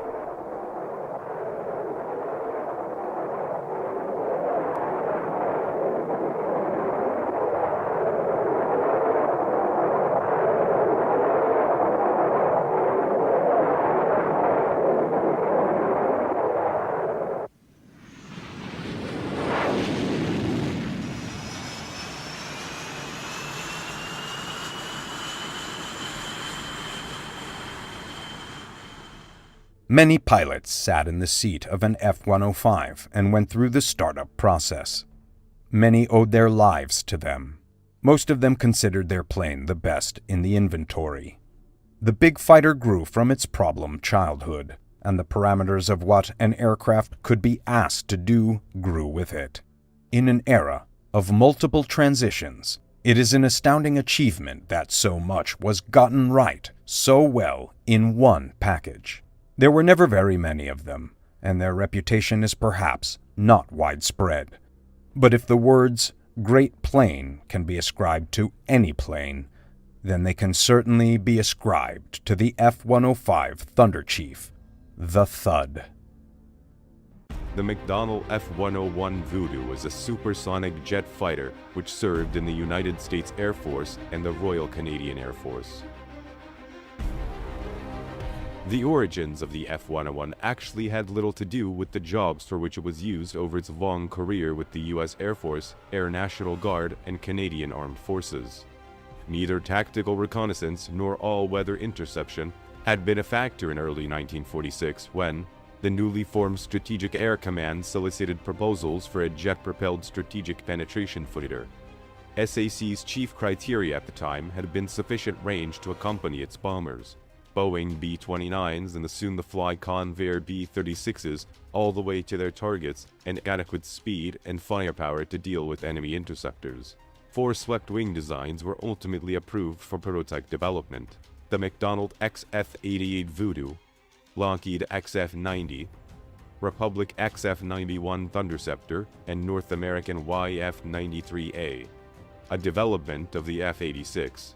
All of which flew between 1948 and 1950. After being awarded a contract on February 14, 1947, McDonnell built 2 prototypes, designated the XF-88 Voodoo.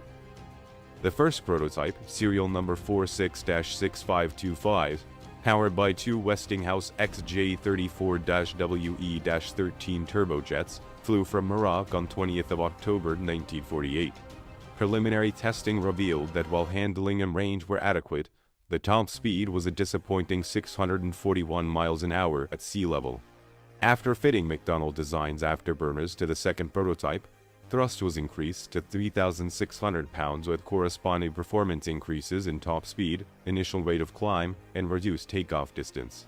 Fuel consumption was greatly increased by the use of afterburners, however, reducing a range. When a fly-off was held in the summer of 1950, McDonnell's XF-88A, an improvement over its 1948 prototype, emerged as the winner of the penetration fighter competition against the Lockheed XF-90 and North American YF-93. McDonnell's success was momentary. However, the Air Force, motivated by unexpected budget cuts, abruptly cancelled the XF-88A program and made the decision to use the Republic F-84E Thunderjets as interim bomber escorts. Combat experience in Korea soon revealed that the straight-wing F-84s were not suited for air-to-air role, and the North American F-86 Sabre jet clearly lacked the range to escort bombers to long-range targets. Something better was needed, so SAC, determined to protect its emerging fleet of B-36s, issued new requirements for a long-range fighter in January 1951. This time, adding specifications for parallel development of photo reconnaissance versions of the new type. Lockheed, North American, Republic, and McDonnell all submitted new proposals, joined by a bid from Northrop for a long-range version of its F-89 Scorpion. In May 1951, the Air Force announced that McDonnell's entry, basically a scaled-up XF-88A upgraded with more powerful Allison J-35A-23 engines, was the winning bidder. But before construction was authorized, the Air Force specified major changes aimed at improving overall range and performance, the most significant being the substitution of Pratt & Whitney J57P-13 power plants, which required enlarging and lengthening the fuselage to carry more fuel and house bigger engines, plus extensively revising the air intakes and related engine ducting. The greater dimensions of the J57 engines required modifications to the engine bays, and modification to their intakes to allow larger amounts of airflow into the engine. The new intakes were also designed to be more efficient at higher Mach numbers. In order to increase aerodynamic efficiency, reduce structural weight, and alleviate pitch-up phenomena recently identified in flight testing of the Douglas D-55-82 Skyrocket, an aircraft with control surface configuration similar to the XF-88, the horizontal tail was relocated to the top of the vertical stabilizer, giving the F-101 its signature T-tail. When the McDonnell team, led by Edward M. Flesch, completed the final design in late 1951, the Voodoo had grown 13 feet longer and weighed twice as much as its XF-88 predecessor. The F-88 was redesignated the F-101 Voodoo in November of 1951. The F-101A would be, at the time, the largest single-seat fighter ever built, 67 feet, 5 inches long, and weighing over 48,000 pounds fully loaded. Although the wing had been slightly enlarged by increasing the chord of the inboard half of each panel, total area was still relatively small, 368 square feet, producing prodigious loading of 135.9 pounds per square foot, the highest of the Century series in original configuration. Internal fuel capacity increased from 734 to 2,341 gallons, augmented by two 450-gallon external drop tanks. Provisions were also made for an in-flight refueling, either via flying boom or probe and drogue systems to extend the plane's combat radius even further. An APS-54 search radar provided all-weather capability, and heavy firepower came from four 20mm cannons, 3 Hughes GAR-1 Falcon radar homing missiles, and up to 12 unguided rockets. Before the final design was fixed, the Air Force expanded the fighter's potential mission uses by adding the capability to carry a nuclear weapon on an external rack. In late 1952, the mission of the F-101 was changed from penetration fighter to strategic fighter, which entailed equal emphasis on both the bomber escort mission and on nuclear weapons delivery. The new Voodoo mock-up with the reconfigured inlets, tail surfaces, landing gear, and dummy nuclear weapon was inspected by Air Force officials in March 1953. The design was approved, and initial order for 29 F-101As was placed on May 28, 1953. No prototypes had been required, as the F-101 was considered a simple development of the XF-88. With the Cook-Craig production policy, in which initial low-rate production would be used for testing without the use of separate prototypes chosen instead. Not surprisingly, a decision was made to limit production to the initial procurement until military acceptance testing and evaluation was well underway. The first F-101A was completed in August 1954 and shipped to Edwards Air Force Base, where its maiden flight was on September 24th with McDonnell test pilot Robert C. Little at the controls. Early testing indicated impressive performance, a top speed of Mach 1.54, an initial climb rate of 44,100 feet per minute, a service ceiling of 49,450 feet, and a maximum range of 2,186 miles. It also revealed aerodynamic flaws that were serious enough, in May 1956, for the Air Force to halt production pending resolution of its concerns. The most serious problem was a treacherous pitch-up tendency, encountered both in high and low airspeed ranges at certain G levels with angles of attack, frequently followed by engine compressor stalls that led to loss of power or total flameout. If the pitch-up, an uncontrollable flat spin condition oscillating between 20 and 70 degrees nose-up, occurred below 15,000 feet, Voodoo pilots were under standing orders to eject. The pitch-up problem was substantially remedied by installing a pitch inhibitor, would not allow the stick to be pulled past specific points at specific speeds, and the intakes and engine ducting were redesigned to diminish the possibility of compressor stalling. After what amounted to approximately 2,000 engineering changes, the hold order on F-101A production was finally lifted in November 1956, and the type was accepted for operational service in early May of 1957. Development and testing of the photo reconnaissance version, the RF-101A, followed the fighter version by about 18 months. But, due to the setbacks in the fighter program, the photo recon versions entered the operational service at virtually the same time. The aircraft was fitted with an MA-7 fire control radar for both air-to-air and air-to-ground use, augmented by a low-altitude bombing system for delivering nuclear weapons, and was designed to carry a Mark 28 nuclear bomb. The original intended payload for the F-101A was the McDonnell Model 96 Store, a large fuel/weapons pod similar in concept to that of the Convair B-58 Hustler, but was cancelled in March 1956 before the F-101 entered service. Other operational nuclear payloads included the Mark 7, Mark 43, and Mark 57 weapons. While theoretically capable of carrying conventional bombs, rockets, or Falcon air-to-air missiles, the Voodoo never used such weapons operationally. The RF-101A made its first flight in June 1956, and differed from the fighter mainly in carrying 150 gallons of additional internal fuel and having a Lathan nose that housed 3 vertical and 2 oblique Fairchild cameras in place of the search radar and 20mm guns. The RFs shared the capability to deliver a single nuclear weapon carried on a centerline rack and were marginally faster than the Fs due to the reduced weight. F-101As became operational in May 1957, with the 27th Strategic Fighter Wing in their original bomber escort role, replacing their F-84F Thunderstreak. However, by this time, SAC had decided to abandon the long-range fighter concept. Even with its above-average range, the Voodoo could not escort the bombers. B-36s, and by that time B-47s and B-52s, all the way to their intended targets.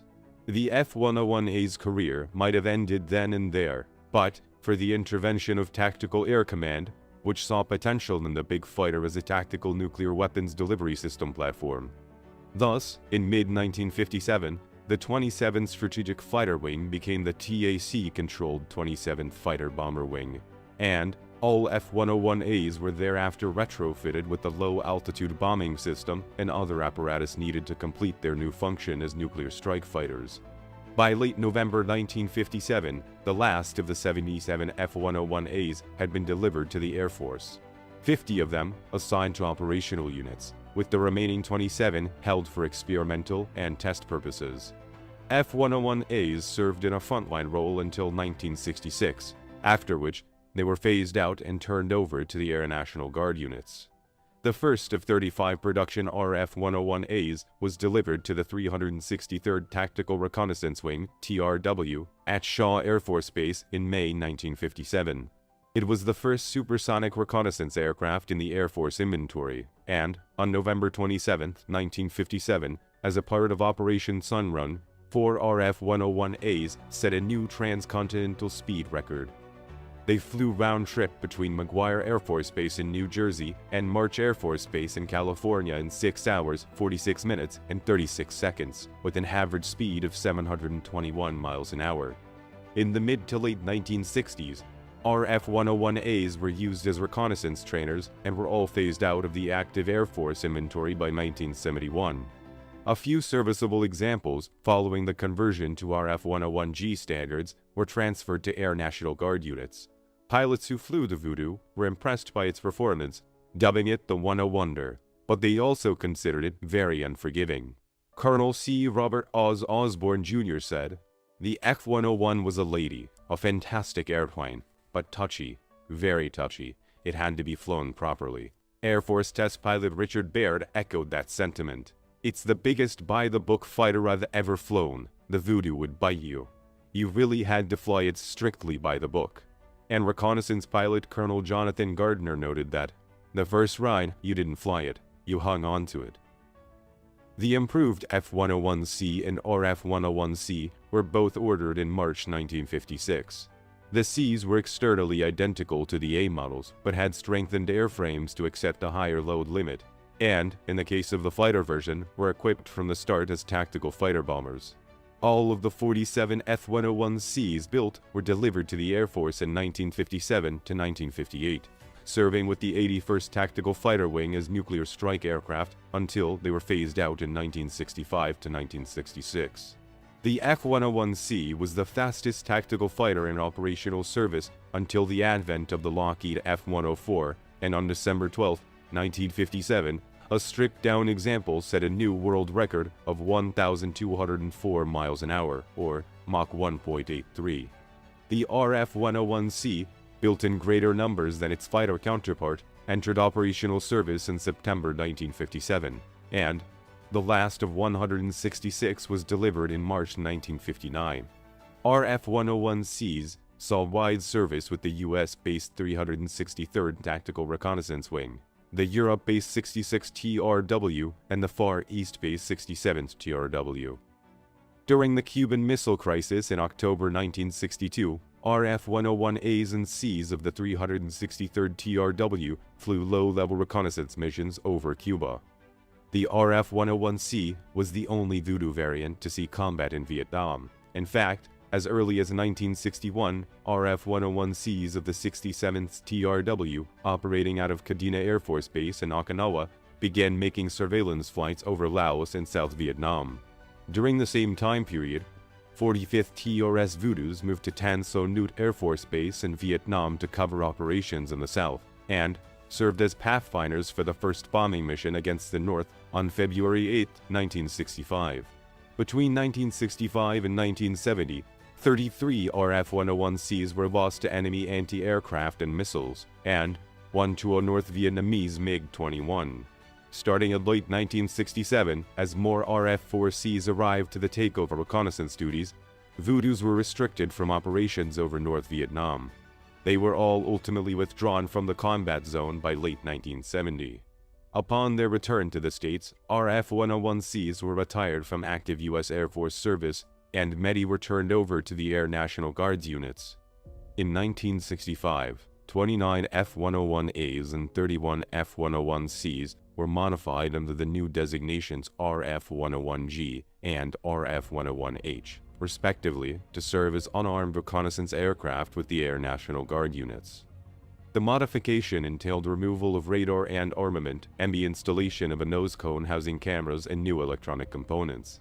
RF-101Gs and Hs were operated by 3 Air National Guard units, the 154th TRS in Arkansas, the 165th TRS in Kentucky, and the 192nd TRS in Nevada.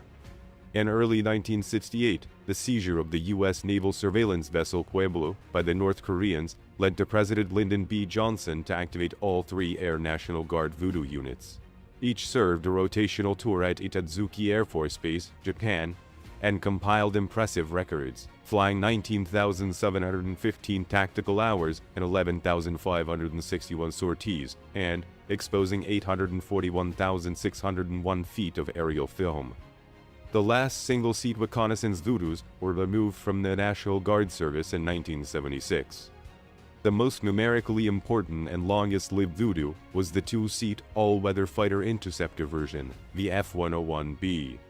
By the end of 1953, the Air Force's ambitious two-step interceptor program with Convair, the Mach 1 F-102A, scheduled to be followed by the Mach 2 F-102B, redesignated the F-106A in 1956, was seriously behind schedule. An aircraft was needed to plug the gap between this so-called ultimate interceptor and the subsonic Northrop F-89 Scorpions, Lockheed F-94 Starfires, and North American F-86D Sabres serving with Air Defense Command. ADC's expression mission was strategic defense to interrupt and destroy Soviet bombers en route to the United States before they reached our shores. Late in 1953, the Air Force asked aircraft manufacturers to submit proposals for a new missile-armed all-weather interceptor under the classification Weapon Systems WS-217A. McDonnell offered a single- or two-seat adaptation of the F-101 that would incorporate new fire control and missile systems and use more powerful Wright J67 engines, license-built copies of the British Bristol Olympus that were supposed to produce 22,000 pounds of static thrust each.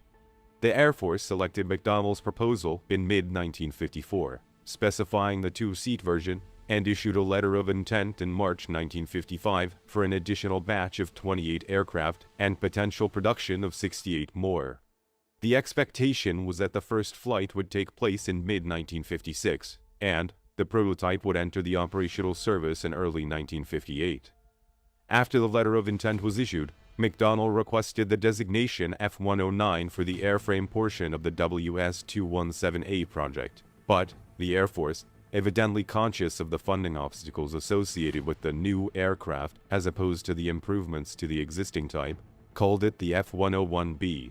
Although McDonnell had the F-101B mock-up ready for inspection by September 1955, the entire Voodoo program was put on indefinite hold while the aforementioned aerodynamic problems with the F-101A were being ironed out.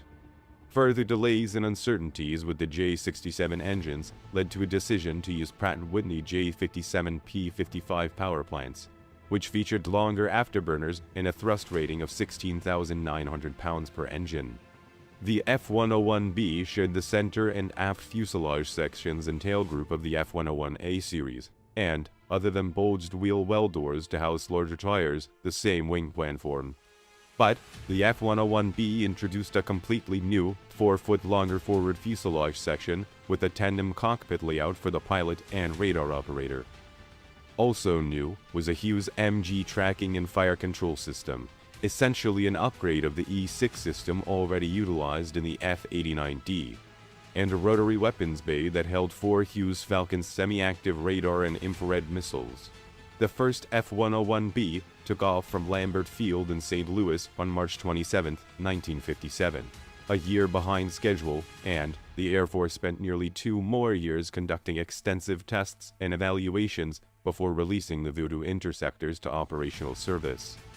Flight performance met expectations, a top speed of Mach 1.66, a combat ceiling of 51,000 feet, and a normal range of 1,387 miles. But the F-101B had other problems that seriously hampered its operational effectiveness.